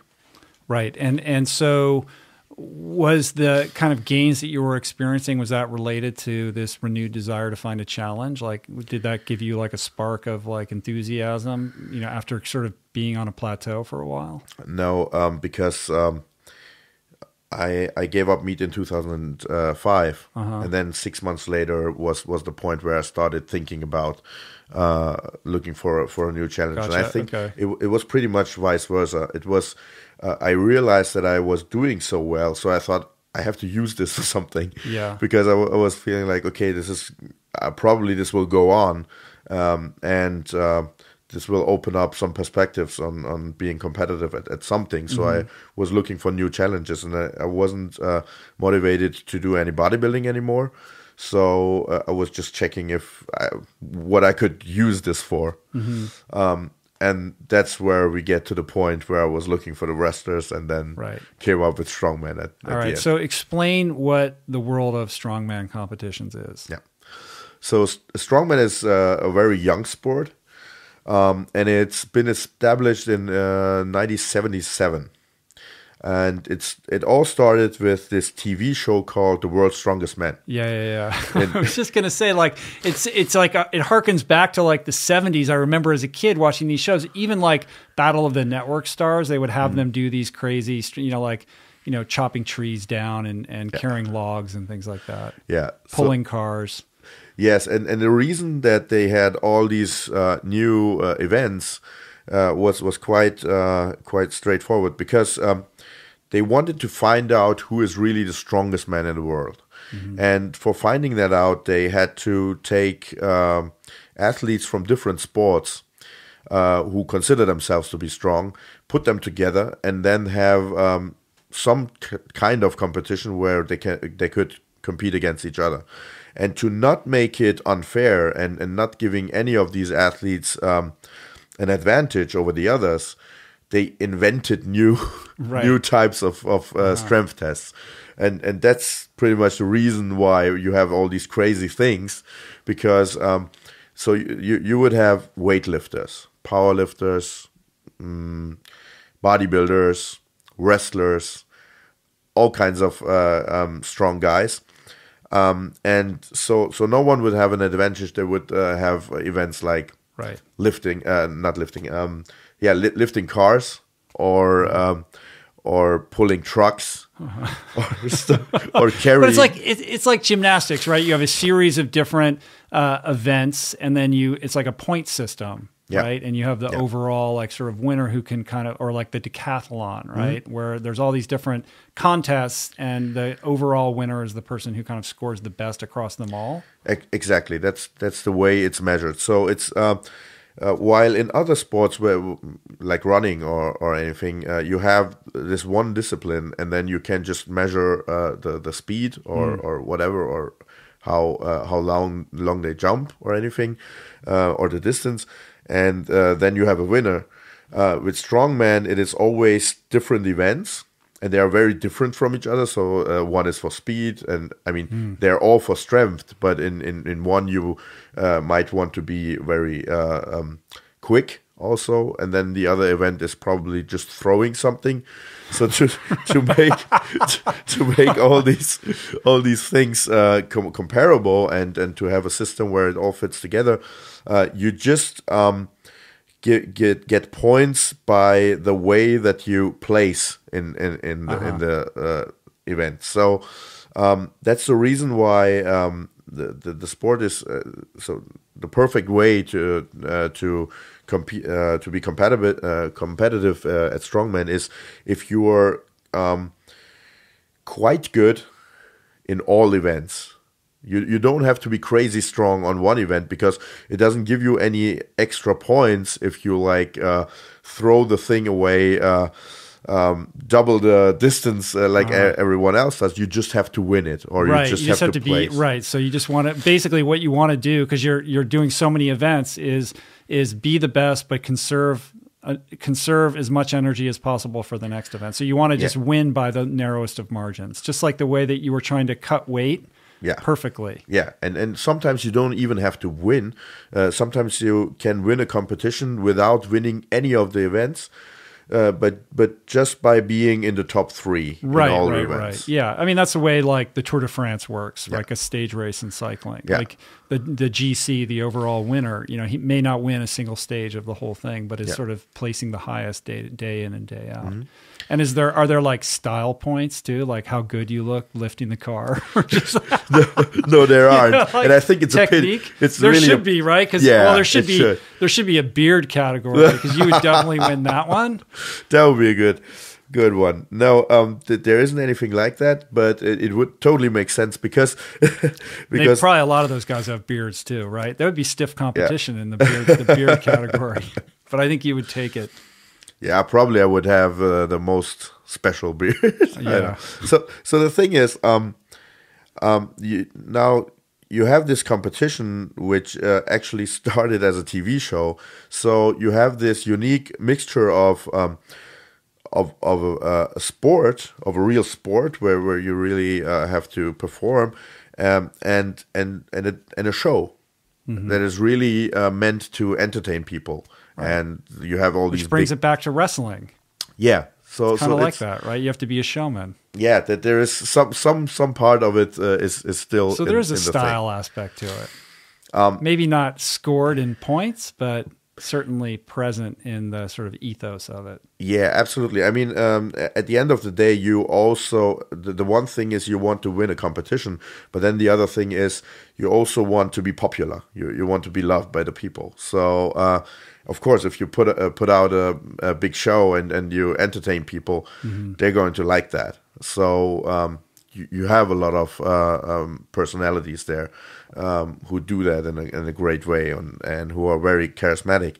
And that's part of the game, but you don't get any points for that. Right. Yeah, so the whole thing began in 1977, and then it went on for several years, and with the years, the whole thing grew. So it was then not only the world's strongest man annually, but it was also qualifying series to get get there, and then it started to have babies all around the world, so all countries would have their national championships and so on to get qualified to get to the series and so on. So it grew a lot until 2016, 2006, where I started to scan the internet for. Right. And you're like, this looks good. For the whole I thing. could do this. This could be my thing. The main aspect was that I found out that they had begun, one year before, they had begun to establish a lightweight category. And this lightweight category was up to 105 kilos. And that was my body weight. And I thought, okay, the reason why I haven't tried that is because I didn't want to compete against guys who are like double my weight. Yeah, like 300 pounds. So I thought, okay, I wouldn't have any chance to beat those guys. But if I have a category who is my body weight, and so none of the other athletes is going to be bigger than me, probably I would have a chance to be competitive. And I'm always quite. So if I do something, I really want to be good at it. If I don't see a chance to be good at it, I won't do it. So I thought, okay, this might be a chance for me to make use of my gains in the last 6 months. Yeah, so I would contact the president of the German Federation, German Strongman Federation, and as it is not such a big sport, you actually have the chance to get through to those people. Right. Whoa, somebody called. Yeah. So I just asked him. I just sent him a message and told him my numbers and everything, and just asked him if he would think that it's realistic to try to come to one of the newcomer competitions. And then I also met him in a gym, and we talked together. And he even said he thinks that I could be very competitive actually in the lightweight categories, because there wasn't such a lot of athletes who would be much stronger than me. So I thought, okay, I give it a try. And in 2006, I had my first competition, and I did several newcomer competitions. And I also tried to get to the nationals in the lightweight category. All right, so hold on a second. So tell me about the first newcomer the first competition. Did you just go in there and nail it? Like, what happened? No. No? I don't know if I even win my body weight category. I mean, one thing that I found out was there were certain events where I could really destroy anyone, and that's pretty much something that stayed until today. So there are certain events where I'm really, really good, and I can compete with anyone in the world. And that's mostly events that we call overhead events, where you have to lift something over your head. Like, shocking that it's called an overhead event. It's like a keg lift or the log lift. Right. And but some of the other ones, though, I would imagine involve like certain new skills that like would take some time to learn. Yeah, absolutely. And some of them you just need a certain type of anatomy that I didn't have. Like when you have the so-called Atlas stones, that's round concrete balls that you have to grab and put on a platform. And if you don't have long arms, right, it's not happening. You're in trouble. Yeah. I mean, it happens, but it's really much more work than for someone who is just tall and just grabs them and gets his arms around the whole thing. And you really have to try to do it just having your arms on the sides. Yeah, I got you. So being as short as I am, it's in some part of the things that we have to do is it's an advantage, and in others it's right, just a exactly. disadvantage. Well, that's why there's so many different events, right? In the balance, who's going to come out on top after all said and done? Because no one's going to be the best at every single one of them. Yeah, that's the thing, and that's what separates it from, for example, weightlifting. Because some people say, okay, a weightlifter is a strong guy, but actually a weightlifter is a specialist for what they have to do. Right. They are really good at doing what they do. Yeah, and the guy in the decathlon, the guy who is the best at the shot put or the hammer throw isn't going to win the mile. Yeah, that's it. And the purpose at Strongman is to have a perfect overall test of all types of strength. So at the end of the day, you get a winner who is really overall a really, really strong guy. That's what we try to establish. So at least in the first year, what I was able to do was I broke the German record in my weight category at the log lift. So I already could. That's got to be competitive. There's got to be a lot of strong German guys that like to lift logs. Yeah. Right? I mean, overall, in Strongman, you have it's funny because it's almost like you have certain eras where certain parts of the world are quite dominant at Strongman. It begins in the first years with the Americans, because the whole show begins. It started there. Yeah, it started in America. But so quickly, I would imagine Eastern Europe starts to. There's something between. Eastern Europe comes in the 90s, but between that and the 80s, the northern countries like Norway and also Finland and all the Scandinavian countries, they would, and especially Iceland. So up to date, Iceland had the most winners overall at World's Strongest Man. Wow, why do you think that is? If you look at the statistics, you see that the Icelandic people are the tallest and the heaviest people on Earth. And I think that helps. Yeah, a little bit. Right? That's it. Okay. And also... explanation solved, right? I mean... They're really strong and big there. Yeah, and also... And there's nothing to do when it's dark out all the time. It's actually, they're really cultivated people. No, I know. I'd love to go to Reykjavik. I've never been. I'm really fascinated by Iceland. Never been there, but I really want to go there someday. Me too. So Iceland is really cool. And one thing that also plays a role, I think, is this Viking culture. So it's this... I mean, if you have a culture where it is cool to be strong, and if as a Viking, I think it is cool to be a strong guy. That helps, of course. And in Germany, you don't have that. In Germany, Germans perceive themselves more as intellectuals, and that's sometimes really a problem, because as a strength athlete, sometimes you're just a freak.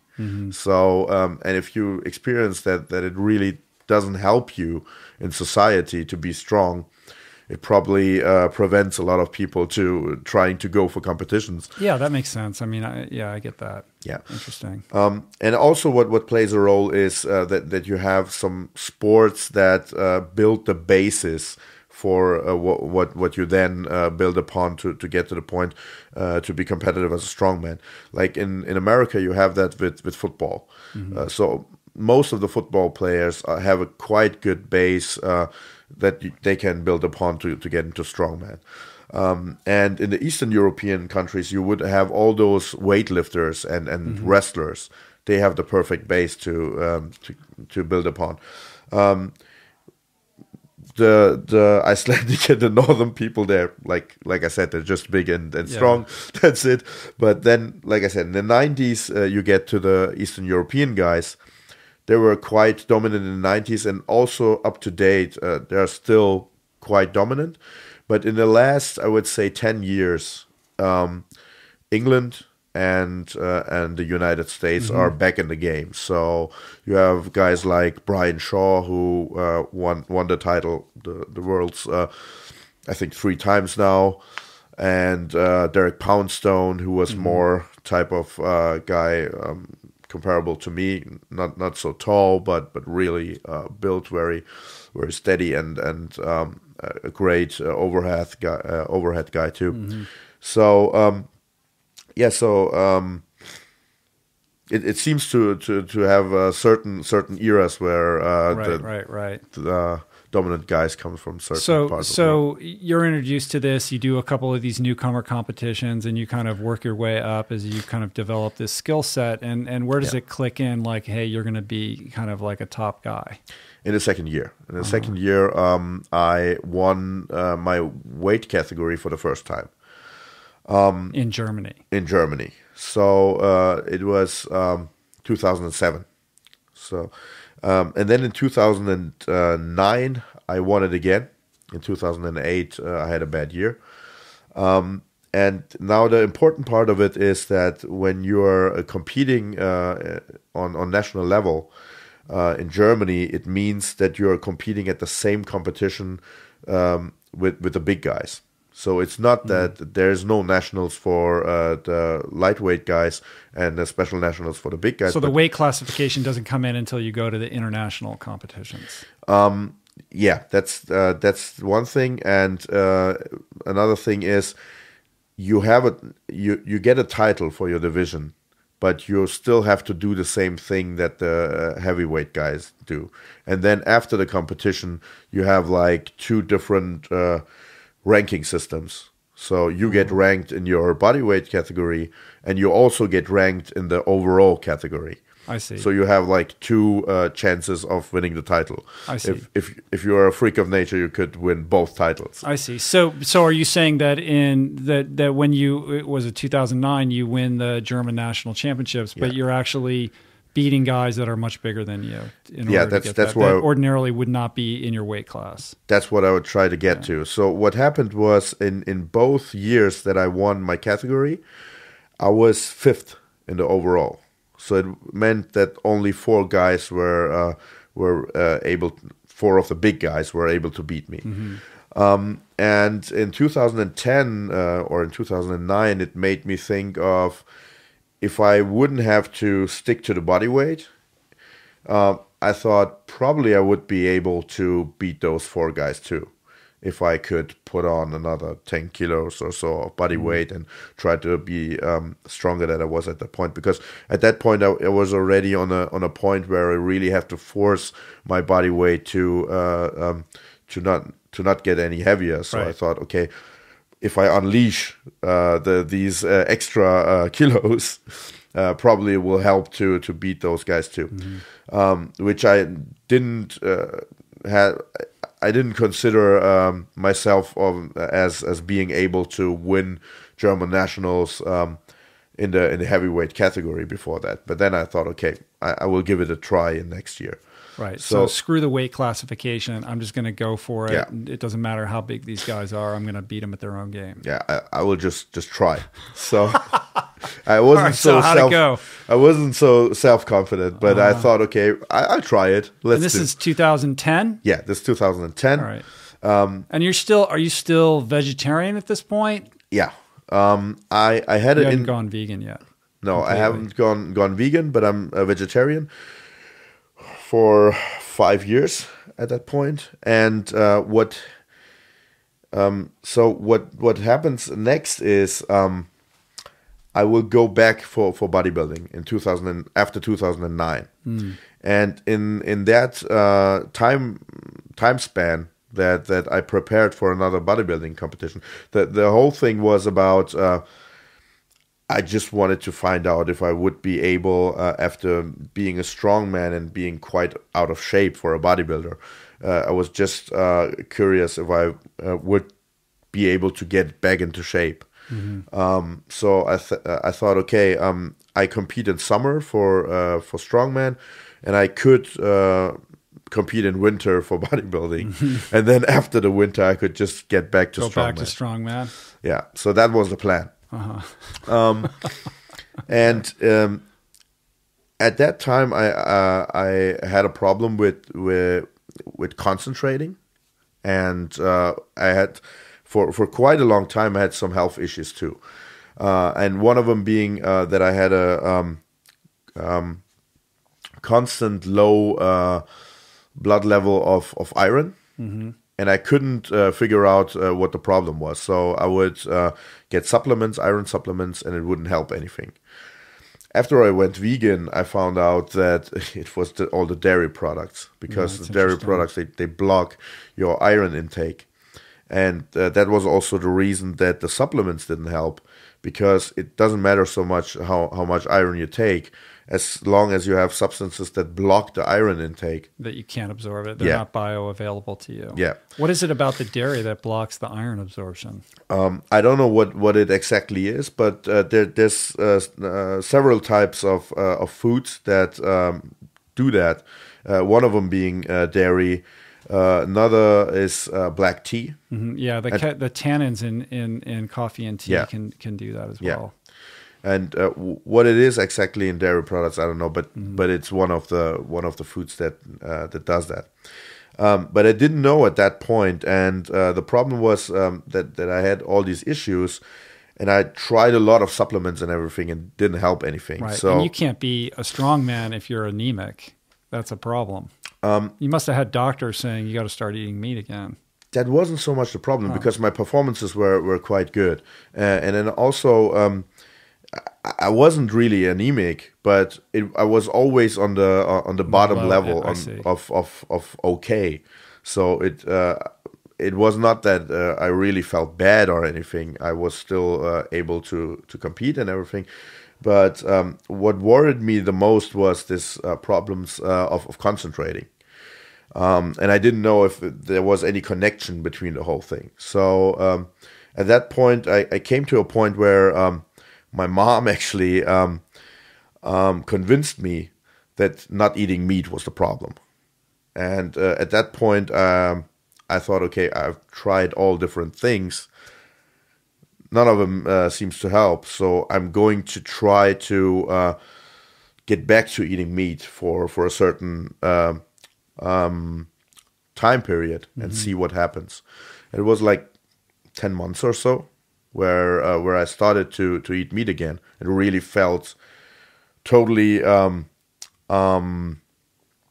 awkward, because if you're like for 5 years, if you're away from that, it really felt unnatural to me. And that's why I gave it up after 10 months. The iron deficiency didn't help anything with the iron deficiency. Interesting. So you started eating meat again, but it didn't solve the low iron problem. No, it didn't solve anything, actually. So after 10 months, I gave it up. And that was pretty much the time period where I also prepared for the bodybuilding show. So after the bodybuilding show, I gave up bodybuilding for the rest of my life, because also my now wife, she told me if I would do that any time again, she would just leave me. Because why? Because it's such an insane lifestyle, or the thing is, we came together when I was already in the preparation. So, but I was in the beginning of the preparation. So what she when we got together, she just met this guy who is in quite good shape and is quite charming and quite a nice guy. And then within the next months, I turned into this hungry, starving monster who is in a ridiculous shape and who has to do 6 hours of cardio every day. And then after the last hours of cardio, I would come home and I would be so exhausted and so done that I would just get rid of all these soaking wet clothes, and then completely naked, I would just fall into my bed, and I would just instantly fall into sleep. Because I was completely out of energy, right? And for her, it was just shocking seeing how I was destroying my body on that level. So she told me, okay, she's like, no more of that. If you do that again, I'm gone. Right. Yeah, and I stick to that. So so I'd never done any bodybuilding after that. And also after the bodybuilding competition, I also was at the point that I said, okay, this meeting eat doesn't make it doesn't feel like that's not me. That's so I gave that up too. And I got back to the vegetarian diet. And that was in 2009. And then 2010 was the first year where I got into the heavyweights. And at that point, going back to the vegetarian eating, it also helped gaining weight again. So I gained at about, I mean, I was competing on 105 in 2009, but kilograms. Kilograms. But my actual body weight would be probably 110 or so. So I would have to cut 5 kilos. Right, but not like giant cuts. No. But then in 2010, I gained at about 5 kilos. So my actual body weight was 115. So actually, I was 10 kilos heavier than in the last competition. And it worked out quite well. So in the first year in the heavyweights, I became runner-up champion at the Nationals. For all of Germany. Yeah, for Germany. And 2011 was my second try, and then I won. In 2011, I won the heavyweights. And what then happened had a lot to do with that I decided after the competition to go vegan. And it all began by a blog post that I made in my weblog, where I just wrote that I had won this title, and it's the most prestigious title in strength sports on a national level. So I just just bragged with being able to get to that point, and just enjoyed the experience. And then the last sentence that I wrote had a tremendous impact on my life. And the sentence was, so I have finally proved that it makes you a better athlete being vegetarian. And I think thousands of vegetarian people all around the world, they quoted that. So you had the quote all over the place in the web in within like 1 or 2 weeks.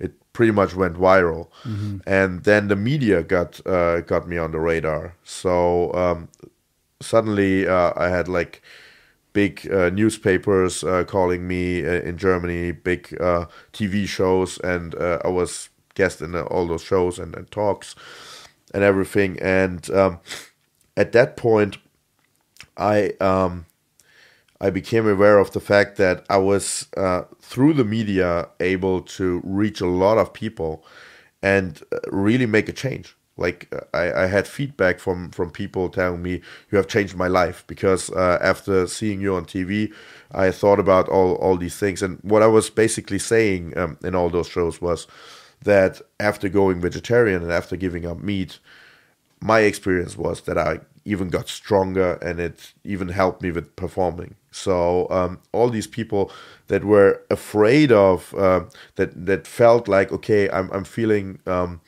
compassionate with animals, but I think I'm going to lose my manliness or anything.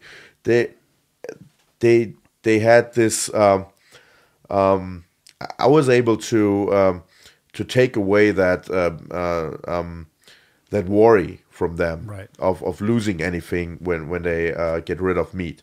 So I was getting all these feedback, and at that point I already knew that being vegetarian for ethical reasons and out of compassion, it really isn't enough. Because if you take a look on the dairy industry, and if you take a look on how eggs are produced and everything, it's such a lot of disgusting stuff that happens there, that you really, if you come from a compassionate point of view, you really want to not support any of these things too.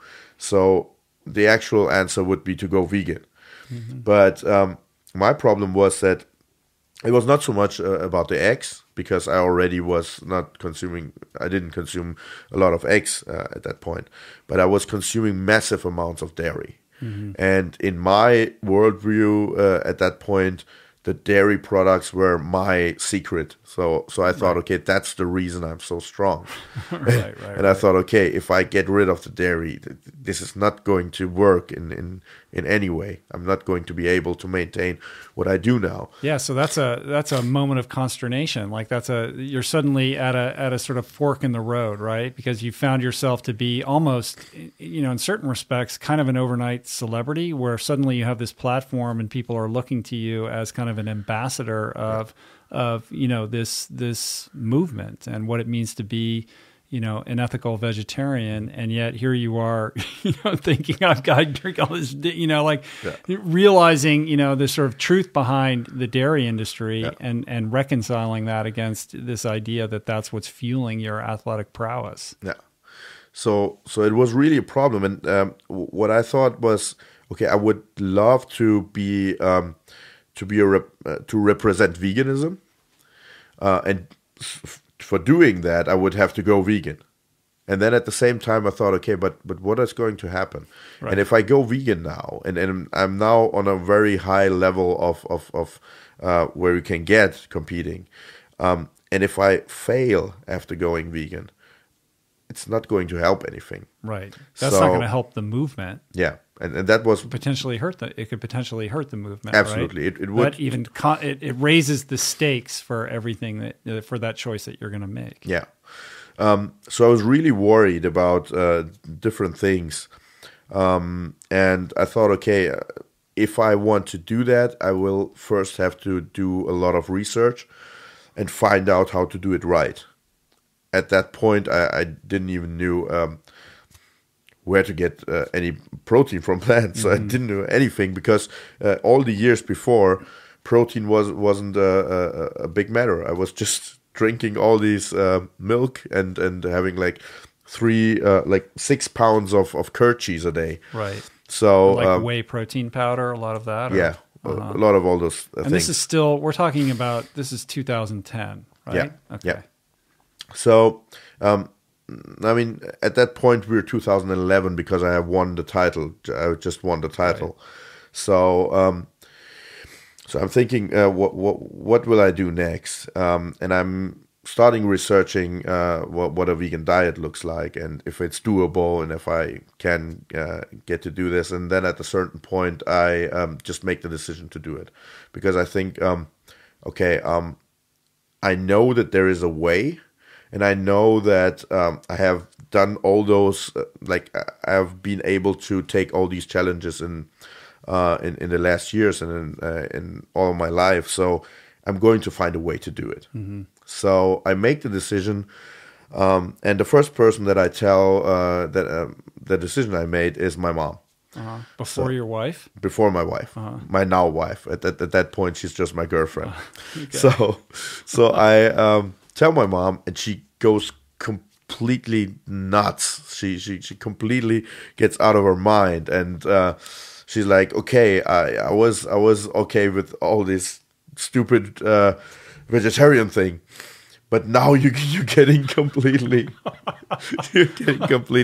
out of control because it just sounded so extreme to her to not drink any milk, to not having any animal product, and I thought, okay, I'm going to try this with my girlfriend.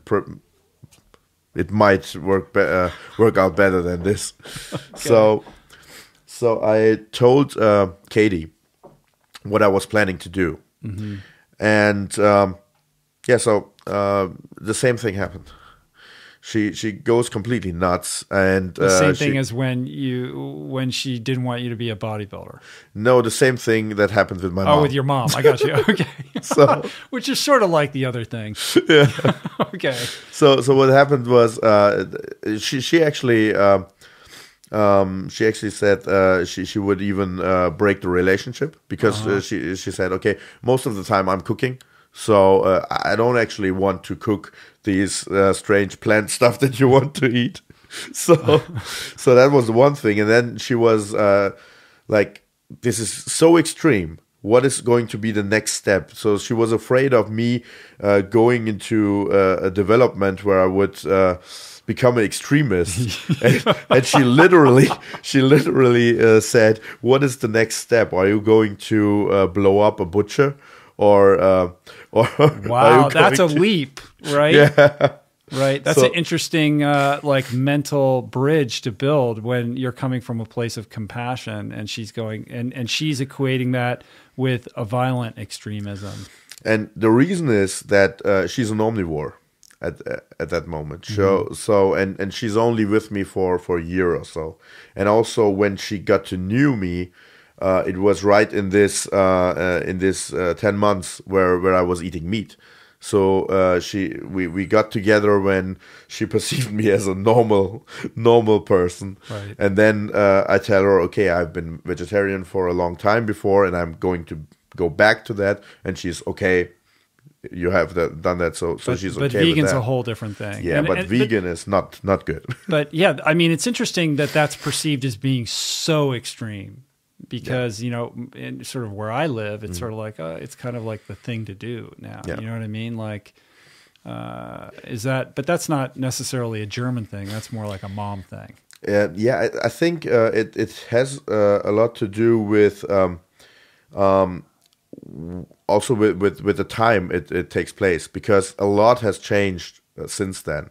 I mean, one part of it is I have been in such a lot of TV shows that I'm like one part of this process that happens in Germany at the moment, where veganism is growing like mad. And my mom or Katie, if the same thing would happen now, so if I wouldn't have made the decision 4 years ago and I would make it today, the thing would be completely different. And also, both of them are vegan for more than 2 years now. Oh, your mom is too? Yeah, they're both vegan now. Wow. But even if all of that would take place now, I think the whole thing would be very different, because such a lot of things have happened in the last 4 years. And in Germany, a lot of development went on. All right. So you're vegan, and you're like, you know, whatever happens in the weight room and the strength stuff is going to happen, but this is what I'm doing. So then what's the next thing? Yeah, it's about that I said, okay, I'm going to make this work. I'm going to find a way to make this work. And what then happens is that I get completely shocked by the results. Because and what I find out is that I have completely lost these 6 years of being vegetarian, because all these problems that I had, like the iron deficiency, the heartburn that I had throughout my life, I find out that all these problems come from the dairy, from the massive amounts of dairy that I would consume. And one of my concerns was also that, there would be two ways to fail. The one way would be to do it, to go vegan, and then fail at the competition. And the second way would be to try to do it and then fail because I was so addicted to dairy products. Mm-hmm. So there was these two different ways to fail. That you would lapse and go back to eating dairy. Yeah. Right. So and what then happens is, after 3 weeks or so, I just realized I don't have any craving for dairy anymore. And there was another 2 months or so. But what was that first 2 weeks like? Like, did you have like... Not so bad too. Really? It was really strange. strange. Yeah, it was strange and awkward. Yeah. And I even had the feeling of getting weaker. But the good part of it was something that you said earlier. Because I was training, I was able to monitor my numbers, and they were okay. Mm-hmm. Still, in my head, I felt like I'm getting weaker, because it was so awkward and it was so strange to eat in a very different way. Mm-hmm. So I really thought that I was getting weaker, but I wasn't, and my numbers were great. Mm-hmm. They just stayed stable. And what are you replacing those dairy products with? Yeah, that's the best part of it. So in the last weeks before I made the cut, I would have massive amounts of whey protein. And this whey protein was, I got it as a present from my friend, that and that's the same guy that I started training with back. Oh, the kid when you were 14. Yeah, back when we were kids. So he had made big amounts of whey protein that he was selling, and he stopped selling the product at a certain point, and he just gave everything that was left. He just gave it to me. So you had like crates full of whey protein. Yeah, and that was the problem. So I was like, okay, if I you have an unlimited supply, you're just drinking shake after shake after shake. No, it was not that much, but it was a lot. So I also gave away a lot of it, but it wasn't I wasn't able to sell it or anything because it was already over the what is it called the shelf life or whatever the expiration date. Yeah. So I just consumed it by myself, and I thought, okay, I'm going to consume that until it's finished, and that's the point. So in the months before the cut, I was pretty much 90% of my protein came from this whey protein, and then after the cut, I would just replace the whole whey protein one by one by soy protein. Which is actually not a very smart thing to do. Yeah. But it was, in a way, it was cool because I could compare those two sources one-on-one together, and all the effects that I had, I can now really count on this comparison between soy protein and whey protein. And how did that balance out? Yeah. Like what were the differences? And that's the cool part of it, because you would normally think, okay, whey protein is, as an animal protein, you have the sulfur-containing amino acids, you have all these things that over-acidize your body. And with soy protein, you would probably think, okay, it's still not a very good source of protein. So, and that's the good part of it, because my experiences were so positive that and having a not perfect plant source even makes it better, because if I would have had the perfect plant-based right, if you had had a blend of like sprouted pea protein and hemp protein and brown rice protein instead of soy, it would have been even that much better. But your experience was that just replacing soy for whey actually was better. In what way? Like in what aspect of it was it better? So what happened was I had, for instance, heartburn throughout my life, and I always considered dairy and milk as the remedy for that. So when I had heartburn, as opposed to being the cause. Yeah, but I didn't know that, and the problem was that I have been addicted to dairy products throughout my life, even as a child. So I haven't had any single day in my life where I didn't drink any milk, and where my body had a chance to find out what is it like to not have any dairy input. And I also thought, okay, if I'm going to go vegan, I'm going to die from heartburn, because I'm using all these milk and dairy products to getting rid of that, and I don't want to take any pills for that. So let's see what happens then. And what happened was, after 1 or 2 days, it just went away, and I was really shocked by that, and I didn't know what happened until I found out about the sulfur-containing amino acids, and I just realized that the dairy products were actually the problem. So it was like trying to put a fire out by taking massive amounts of wood and putting it into the fire. So in the first second, I mean, if you drink a glass of milk, of dairy milk, you really feel better. And that's because I think one part is because of the calcium. It helps neutralizing the acid in your stomach. And another thing is you just throw in protein. So the acid has something to do, and it helps neutralizing it. But what actually happens is you really throw wood into the fire, so it goes on. And that's what I have been done throughout my life. And at that point I realized, great, the fire just went away. Right. And the remedy was actually the cause. Right. Yeah, that's so interesting. So from there, I would imagine you begin to, that must have sort of encouraged you and given you a certain level of enthusiasm to say, all right, well, let me look into this more deeply and really try to get it right. Like, how can I dial this up now that it seems the early indications are that this is going in a good direction for me?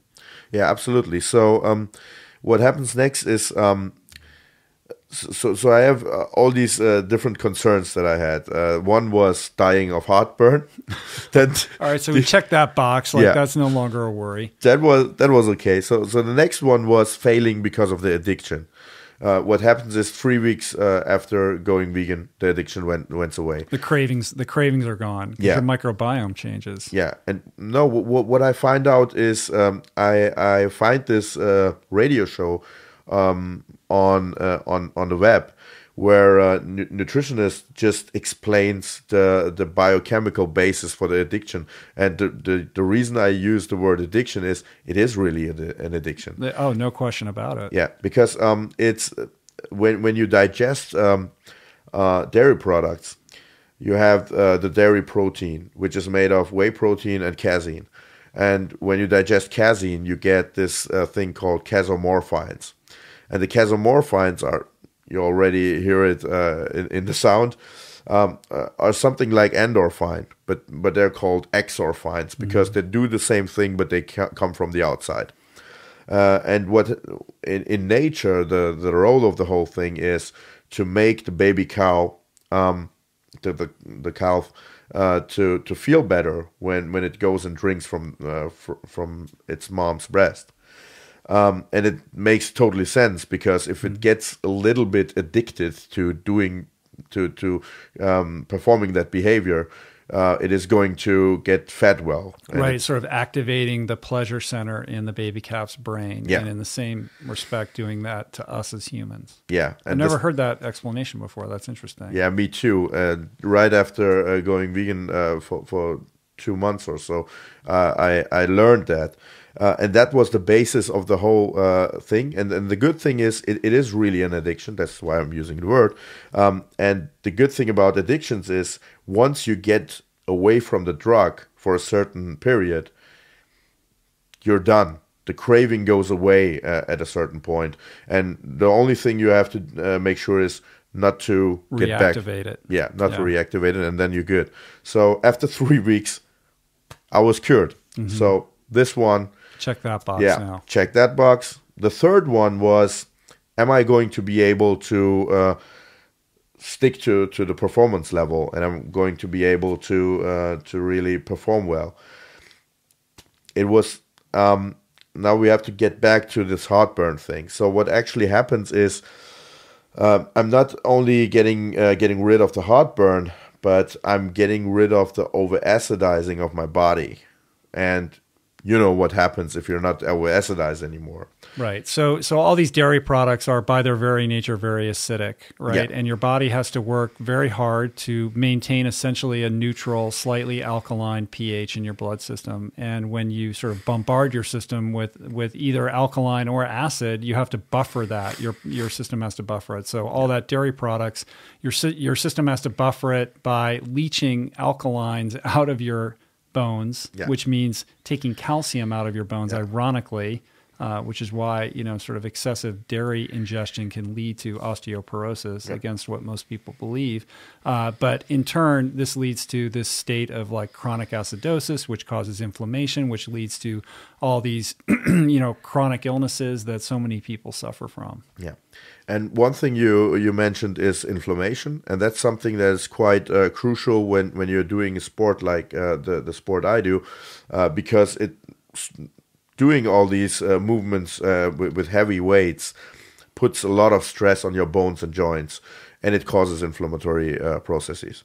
And so what you have is then a situation where you're in constant pain, being in competitions and in training.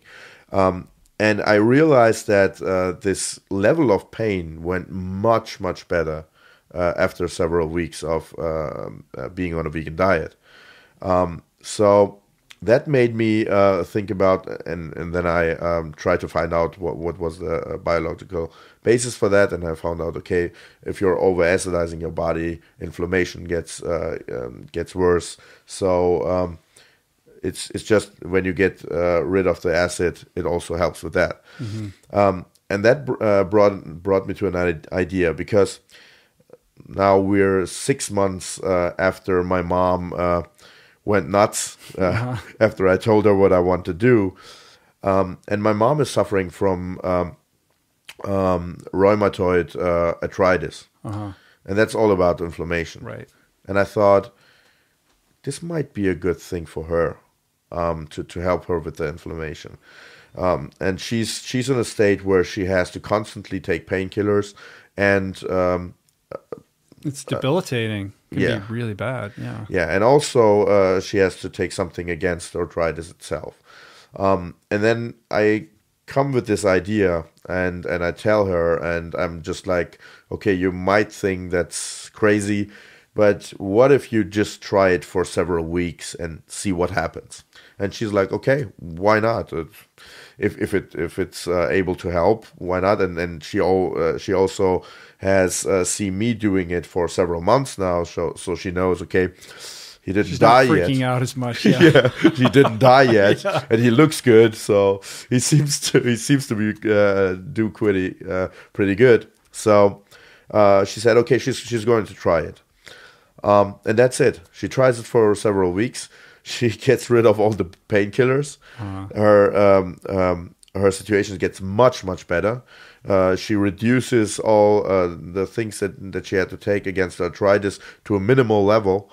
And she is enlightened by the whole thing. That's amazing. And she's vegan since that. That's crazy. Yeah, from the freak out to being like an evangelist. That's extraordinary.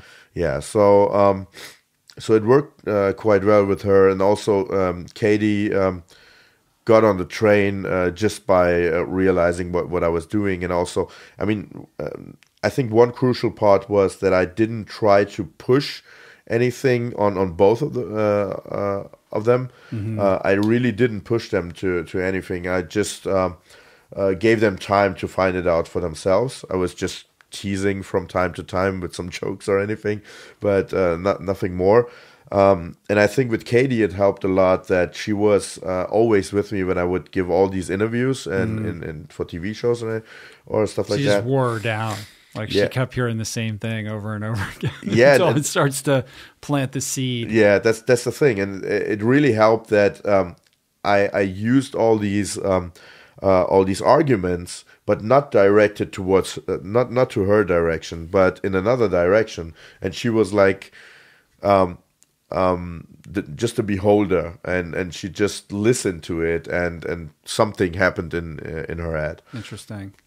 Cool. So we still have this one box yet that I'm not sure that we've checked, which is your ability to perform athletically. Like everything sort of seems like it's coming together in the gym, and suddenly you're experiencing much less inflammation, which, you know, what that translates into is improved recovery time. Like if you don't have as much inflammation, you're able to train harder and bounce back more quickly, which is going to allow you to really kind of hit it harder and faster and more frequently. And I would imagine, you know, at least my experience was that translates into, you know, pretty significant performance gains in a shorter period of time. That's it. That's exactly what happens. So one part of it is that I get rid of inflammation, so I'm able to train harder. I'm able to recover faster and train more. That's the one thing. And then the other thing is the body has all these regulatory processes where if you give too much of anything, it blocks it or it doesn't take it in anymore. And when like if you start taking exogenous testosterone, you know, your body's going to shut down its own endogenous production of testosterone. Yeah, and you're going to get rid of your testicles. Yes, that's what happens. Yeah. So the body has a way of balancing everything out if it gets too much of anything. And what happens if you give the body protein that over-acidizes the body is the body just stops taking in protein. and that's something it's not absorbing that protein. Yeah, and that's something that a lot of bodybuilders do without knowing it. And that's something that I realized after going vegan. So what happened was I just realized I didn't even have to have the same amount of protein to get the same results. And it's really funny because a lot of people think if you go vegan, you have to eat more. What actually happened was I'm eating less now. And I'm even taking less protein. And I'm 10 kilos heavier than I was before. So I'm 130 kilos now. And your explanation would be that your body is able to absorb these nutrients, and perhaps maybe the nutritional density of the foods that you're eating is greater, or? No, the nutritional density is quite the same. But what really happens is that my metabolism is much more efficient than it was before. Right. And that's because it's not over-acidized. If you're over-acidized, your metabolism is completely inefficient. So you have to just have much more input for the same result than I have now. Right. That's super interesting. Yeah. Wow. All right. So when's the next competition where you kind of put this to the test? Yeah. So the next competition is the European Championships in powerlifting, where I compete. Now suddenly you're in an all new sport. Yeah, but right. With powerlifting, not really. What I have left out when we were talking about the first years was that I done a lot of powerlifting competitions too. So that's something that I had done in the years before, and that's actually the thing that I'm really built for.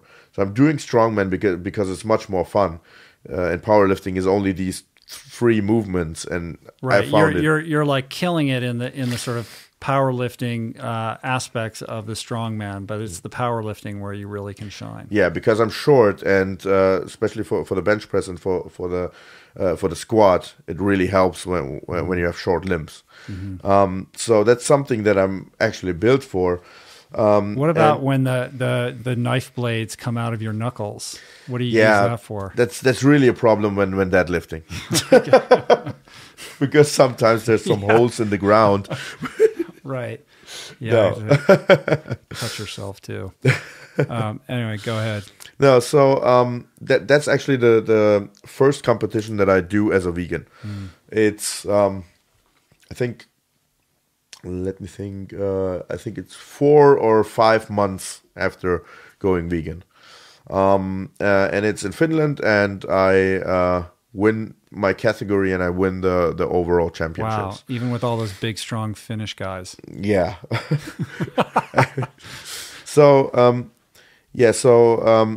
That's the first the first competition where I can put it to the test. And in terms of like your number, I mean, what were you, in terms of like the actual amount of weight, like were you hitting your PRs, or where were you, No, in that regard, the powerlifting thing is not very useful, because before going to the powerlifting competition, I didn't train for that. So I started training for that like 6 or 8 weeks before going to the competition. So there's no way to compare anything. I see.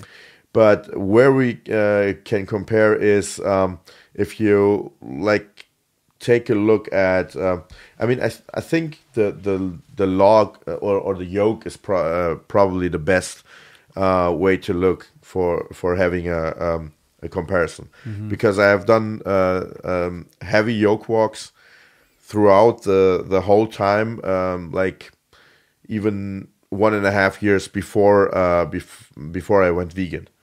So I already started to do heavy yoke walks, and I was able to handle or this 10-meter thing I was able to do with 460 kilos. And then after going vegan and being vegan for 2 years, I did the world record with 550. That's the one where I was there. Yeah, 550. And you just recently set another world record. Yeah.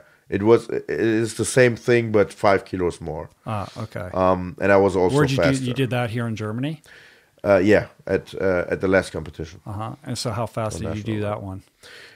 It was 28 seconds. And I 28 think seconds faster or 28 seconds total? 28 seconds total. And did you set it down like you did? Yeah, I had to set it down once. But but this time it was almost the 10 meters were almost done. And I had to set it up once, but just because I tried to be a little bit faster, and then it didn't work out. And in the interim, in between when I saw you in Toronto and this most recent world record, has anybody tried to challenge it? Like, have other people attempted to do the yoke with more weight and failed, or are you out there like in the fringe, like doing this on your own? They have tried or they have challenged it, but the problem is that they went for a completely different distance. So there's been one competition where the Arnold Classic actually, where they went for 3 meters. And obviously, if you go for 3 meters compared to 10 meters, there's something completely different. Right. So how much did that do? They yoke for 3 meters. They went for 600 and what was it? 680 kilos or so. That was the heaviest they went. They did that for 2 consecutive years, and I really thought it was a pity that they went for only 3 meters, because it would really have been cool to have a direct comparison. Right, because 3 meters is we're talking about like 3 or 4 steps versus what, like 15, 12 steps? I mean, how many steps do you take when you're doing the 10 meters? I mean, my distance was 30 feet compared to 10 feet. Right. So it's really something different. And also, I mean, one of the problems is that you're the endurance athlete of yoke lifting. of the yoke walk, yeah. I'm the yoke walk Ironman. The ultra yoke walk. That's right? Yeah. Not really, because 10 meters is also quite a short distance. But 3 meters but it's is like ridiculous. An eternity when you have that much weight on you, right? So it is the ultra endurance distance of yoke walking. Yeah. Awesome. All right. So, the idea behind this is, it almost seems like, and tell me if this is fair, like this is a way to sort of advance your kind of advocacy. You're in this position, right, where you have a microphone all of a sudden, and you have all these people paying attention and listening to you, and you could continue to do, sort of powerlifting of, competitions and strongman, et cetera. But by saying, I'm going to try for this world record and just sort of self-style this adventure and create attention around that is a way to kind of put a microscope on not only your athletic prowess, but also the issues that you care about. Yeah, absolutely. So the main reason that I went vegan was that I was trying to be a good example, and being someone who influences a lot of people, I thought I really have to try to be the best example that I can be, and that was the main motivation to really do it, and that's really what I do in the last 4 years, that I really try to find ways of really getting the message out to people. Why am I doing the whole thing? And also get people's attention. And to get people's attention, I really, from time to time, have to do something crazy to get the media, to get into the media radar. It's a funny thing, because you have to do something really, really kind of outrageous in order to get that kind of attention. And then people say, yeah, but that's unhealthy and outrageous. That's right. So it's a weird, it's a weird thing like that. But I want to ask you about. Let's see, how long have we been going here? I don't want to take a. Whoa, we've been going for a while. We've been going almost 2.5 hours, dude. All right, we got to go eat soon. But I can't let. There's a couple things that I really want to talk to you about before I can let you go. And the first thing is sort of given where you are now, and that the kind of responsibility that you yoke, just like you yoke the weights. How do you kind of think about how you advocate. You know what I mean? Because I think that, especially with veganism and issues around food, it can become very emotional. There's a lot of passion, you know, and there's different ways of carrying the message. And you see, like, there's a lot of sort of finger pointing and judgment and anger, you know, that comes with people that are passionate and see the world in a particular way. And you strike me as somebody who, you know, is carrying a message of compassion with a great deal of compassion and non-judgment. Yeah. And that's really what I try to do. Well, what I try to do is, when I talk to people, I always take my own perspective before I went vegan. And I try to talk from that perspective. And I try to just make them understand certain things by letting them experience my own thought processes. So I will tell them what my concerns were, like we did in the last 2 hours. I just told you what my concerns were, and then I tell them what my experiences were when I really did it. And the good part of that is that I don't have to judge people in any way, because what I'm actually doing is I'm just telling them my story and what happened, and then they have all this information without having the feeling that I try to push something on them. And I think that's a really crucial part of the whole thing, because as soon as people feel pushed in a certain direction, in most cases, you will have this natural back. Yeah, it's like a reflex. Yeah. They will find or try to find ways to judge you, to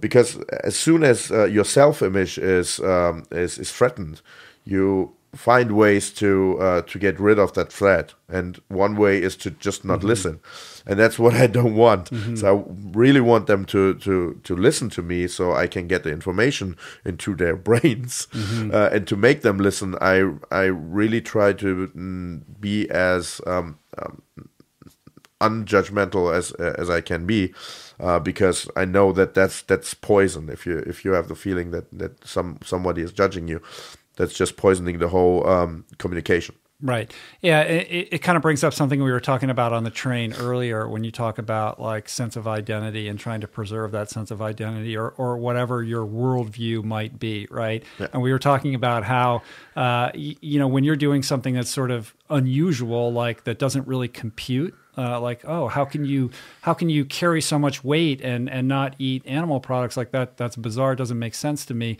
Oh, well, it must be, you know, either like Patrick's lying, you know, there's one, oh, he's full of it. When no one's looking, he's eating meat. Is either that, or you're a freak of nature and you're an outlier. So, you know, that doesn't apply to me, which allows you to preserve your worldview, because you're kind of threatening, you know, a sort of a cultural paradigm. And it's interesting how the human being reacts to that, to try to, you know, sort of make sure that the, you know, the way that they see the world is not threatened as a result of your actions, right? Yeah. And that's a very natural thing. We always have to remember that that's an absolutely natural thing, because the one thing that gives you some sense of certainty and some sense of being safe in this world is the feeling that you know how the world works. And as soon as someone tells you something that is totally contradicting something that you really believe in deeply, that shakes your whole world. And it's frightening. Yeah, and it's absolutely normal and very natural that people try to find ways to save that building that they have built inside their mind from the earthquake that comes. Because going back to what we said before, these things that we are doing without knowing why we are doing them, they are fundamental things like relationship. If you tell someone that they're in love with this one person, that they think that everything comes totally naturally, and this two people relationship is completely natural and it comes from themselves, and you tell them, no, that's just culture. If culture tells you something else, you will be married to 5 people, right, or so. That shakes their whole world. and it's, of course, everyone is going to say no, that it's me, and it's like I believe in, and that's the problem. That's the reason why you really have to be very careful in the way you communicate, because it's you always have to remember the impact of the message that you are carrying.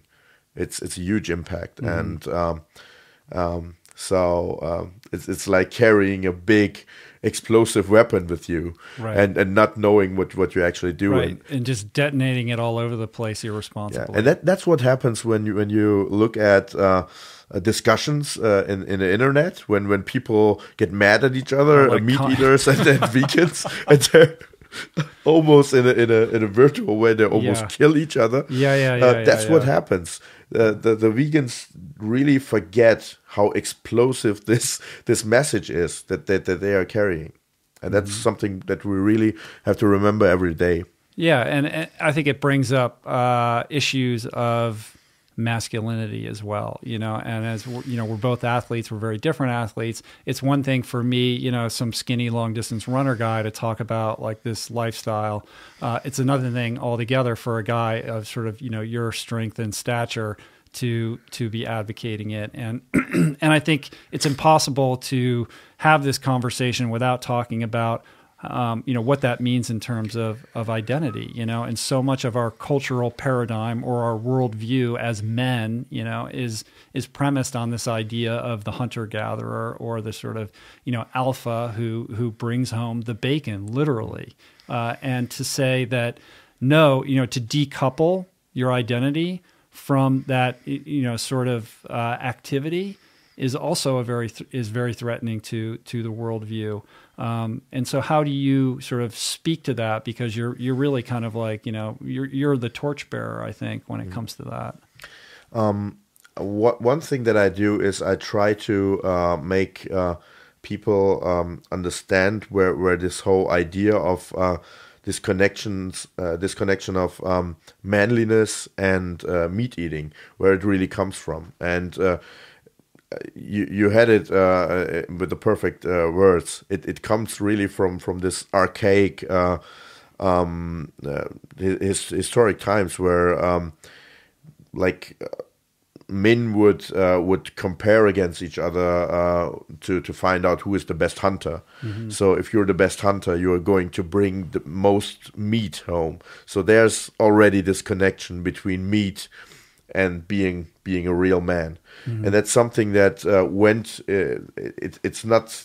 it didn't translate into all cultures one to one, but it's subliminally, it's within pretty much all cultures, except some cultures in India where you have vegetarians. It's pretty much there everywhere, and just by trying to making people aware where it comes from, I think that helps already a lot to breaking this association that people have in their minds. Mm-hmm. So that's something that I try to do. And then another thing is, of course, something that is not. It's not possible to put it into words, but I just try to help with that issue by doing what I do. Mm-hmm. So, if you have this guy who is overweight, who has a long beard, who is pretty much has every aspect of what you would consider to be manly, and is able to just walk through a closed door if he wants, and he's carrying like a horse on his shoulders and so on. So you have this strange guy, and he's able to do all of this, and he is able to be himself without having to eat meat or without having to consume any animal products. There's actually no questions left. Mm-hmm. Yeah, it's your actions and what you do as an athlete are going to speak more loudly than anything that comes out of your mouth. And I think, that must inform your decision to return to competition. Because I think when I'd seen you last, you were like, yeah, I'm not going to compete anymore. Like, I don't feel like I want to compete against other people. But you're like, yeah, I'm kind of getting back into it. I mean, is that what's part of that? Absolutely. So there's two reasons. The one reason is after retiring for 2 years, I just... So one thing that I seen is no one is doing my job. So I was expecting of someone getting into the game and just doing what I do now, and that didn't happen for 2 years. Human Wolverine Jr. to step in your place. So that's the one thing, and then another thing is that I just have the feeling that. I mean, one of the reasons to go away from competitions was that I thought I'm going to find more effective ways to communicate the whole thing without having to go on with sports, because after all, I'm getting older, and at a certain point I'm not going to be able to improve, and that's the point where I don't know if I'm going to be any help for the movement also, because if I don't improve, people are going to say, look, now after going vegan, it's done. Right, which is the other thing we were talking about earlier, which is, this other argument that could be thrown at you, like, oh, well, you got strong before you went vegan, so it doesn't really count. Yeah, and that's something that is not accurate, because I'm actually on certain events I can show that I'm stronger.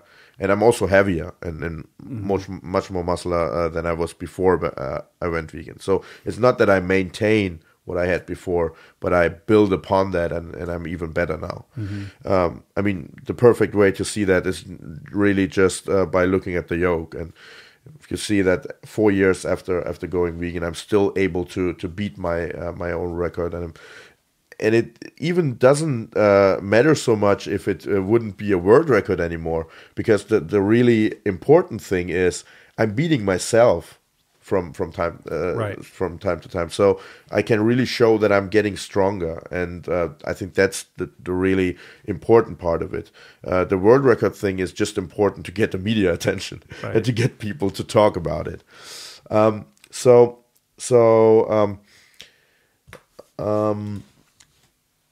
one thing was that I thought, okay, I think being able to travel the world and having all these talks and getting the information to people through media and everything, and also writing books. So that's what I actually did after the world record in 2013. I wrote my first book. So I thought, okay, this is going to be a more effective way of getting the information out to people. And in my intellectual worldview, that was how the world works. But unfortunately, that's not really how the world works. So people really want to have these crazy things. And that's something that I found out. And then I thought, okay, I'm now 36, and I probably have 2, 3, or 4 more good years in me. So I really should use these years that I have in me and try to do as much as I can to really get this thing going, and that's why I'm back. That's what you're doing. Yeah. So what's the next big challenge? Next thing would be for next year to. I mean, one thing is I'm going to go on with the yoke. And I'm also going to go for the shorter distance, because one thing that I had when I set the world record first was it was also called the heaviest weight a human being has ever carried, and I want to have that back. So I'm going to go for the shorter distance. You got to go the 3 meter and put on 685 or something, right? 700. Let's see what's going to work. I already went to 640 in training, so we'll see. Right. So that's one thing. Then another thing is I'm going to get back to nationals. And one thing that I would really like to do is powerlifting or strongman. No, it's strongman. So one thing that I really want to do is I want to regain the title, because I never had it as a vegan. So it would be a really big argument if I could show that I'm able to regain the title as a vegan. And of course, next year will be my fifth year as a vegan. And what month is that? That's throughout the year. It's a series of competitions. Oh, I see. So isn't like one weekend where you show up and do it all? No, it's like points accumulated over the course of a period of time. I got you. Cool. All right. Well, we got to lock it down here, but the last thing I want to know about before we do that is walk me through a day in the life of Patrick in food and training, because there's no way we can close this podcast down without me at least asking you what you eat and how you train. We left it to the very end, but still, tell me a little bit about that. Yeah. So a lot of the calories that I take in are in liquid form. And it starts in the morning when I get up, and that's something that I have done before going vegan. So I have Why is that? The thing is, when I get up, I don't have any appetite, but I still want to take in calories, because that's one thing is after sleeping for 8 hours, I really want to give my body some nutrients as fast as possible. And another thing is I need energy for the day, so I need to get some calories in. But usually in the morning, in the first 2 hours, I don't have any appetite. Right. So what I will do is I will have a big shake or a big smoothie. A shake would probably be a Baboumian shake, which is I saw the recipe in your book. Yeah, you saw it. So it's a lot of oatmeal, and then it's chocolate soy milk, and it's also some chocolate flavored vegan protein powder. This is like the weight gainer morning shake. Yeah, that's it. All right. So not even one leaf of kale in there? Not necessarily. Okay, all right.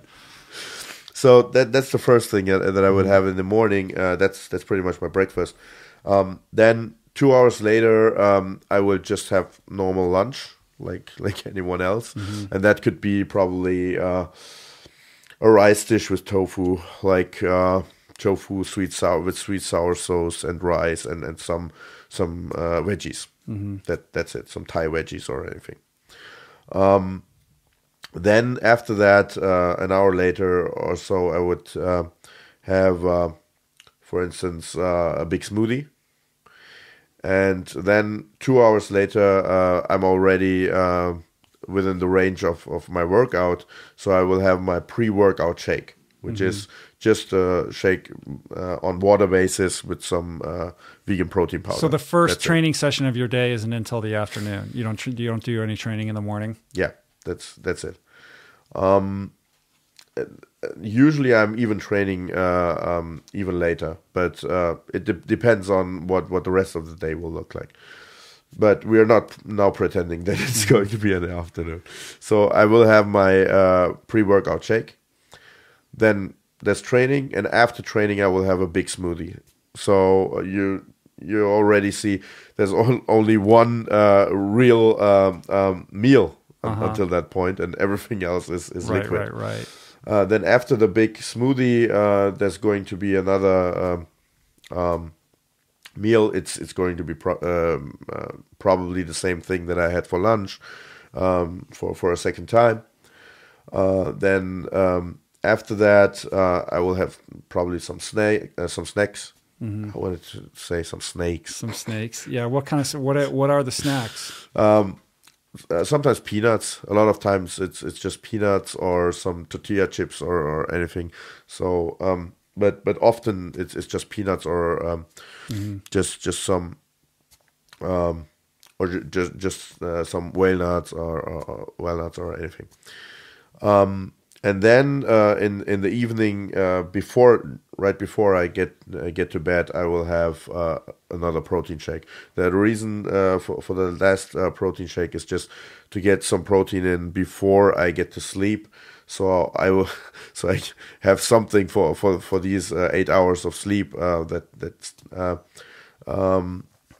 stays in my body, and still not wanting to having my stomach full. before I go to So bed. how many grams of protein a day are you taking in, you think? I try to get 300 grams, but in most cases, it's 250 or something. So it's between 250 and 300 grams. And what does the training look like? Like, what's a typical day in training? Training can be very, very different depending on what I'm preparing for. The latest book is really about functional strength training, right? Like, Yeah. which is being out in nature and actually sort of, Yeah, but it's not so much. So what I try to cover in the book is not so much my own training, but I try to put together a program that makes sense and covers all the knowledge and that I acquired in the last 2 decades. But it's for someone normal. right. So it's nothing like what I do every day, because I wouldn't consider it any good idea for someone who is working in an office or someone who just wants to get a little bit stronger or anything to do what I do. Yeah. So because my training is very very specialized and is always very focused on the next competition and the next challenge that is in front of me. And so if you're looking at, like, the next yoke challenge, you're looking at, crossing 10 meters with, 560 plus kilograms on your back. So just give me, what one workout would look like. So training will really replicate what I want to do in the competition. So what I do at home is I pretty much simulate the whole thing. And I train with the same implements, and I have this like a pyramid style series of sets, where I start with quite a light weight, and then I work my way up. Right, until and I get reduce to the the number of reps as you increase the weight and build up and build back down, or as I'm not doing sets with the yoke. I mean, on the first runs, I will probably do a longer distance. I see, right. But as you're not doing any reps. Right. I got you. It just stays how it is, and it gets just gets heavier, and so you give the body the chance to accumulate to the progressive. And do you have like a periodized training schedule where you sort of ramp up the intensity and then have rest days or rest weeks and then build back up again? Like, what is and sort of piggybacking on that, do you work with a coach, or do you have mentors that give you feedback on your training and where you're at? I'm a trained coach myself. So I know all the principles of periodization and everything, and I don't use it because it's when you're doing strongman, the variety of things that you have to do to prepare for something is such a big variety that you don't actually need periodization, because you actually. Because you're mixing it up so much. Yeah, because you normally would do that to not to avoid plateaus, and there are no plateaus for me, because as soon as I get to a plateau with one thing, I just start training another thing, and so I don't really need that. It would probably still make sense because you're also avoiding to just overwhelm your body. But the problem with that is I have this strange mindset. I'm not able to perform on 80% when I go into training. So I'm just not able to do it. I sometimes I'm tired and I think, okay, today I'm going to have a light day and I'm just going to go for 70% or so. But as soon as I'm in training, I just can't stop. I don't know. Do you have the same thing? Yeah, I know what you're talking about. It's not always so good. No, of course you can not. get into trouble. That's how you get injured, and that's how you overtrain. Yeah, absolutely. I still really try to be smart, and when I have a quite good feeling to where I know at which degree I can push my body and where the right point is to stop. So I'm quite lucky with injuries. not being injured a lot in all those years that I trained. But as I said, I'm just not really able to stop myself when it comes to. Do you train 7 days a week? Do you have a rest day? No, or I have a lot of rest days, because the problem with what I do is it puts such a lot of stress to the bones and all those structures that need a lot of time to recover, the tendons and so on. And the problem with that is your performance is going to go up quite fast. But if you make use of that and you stick to training, you get overtrained very, very fast. And the problem is that's exactly where the injuries come, because your muscle is getting stronger before your tendons can accumulate to that. And so I have to take a lot of days off. Usually I will train 1 day and then I will have 2 days off at least. So in a week I will have at about 3 training days normally. I'm in the wrong sport. But most of the time when I'm taking days off, I'm in pain. So I don't know how it is for you.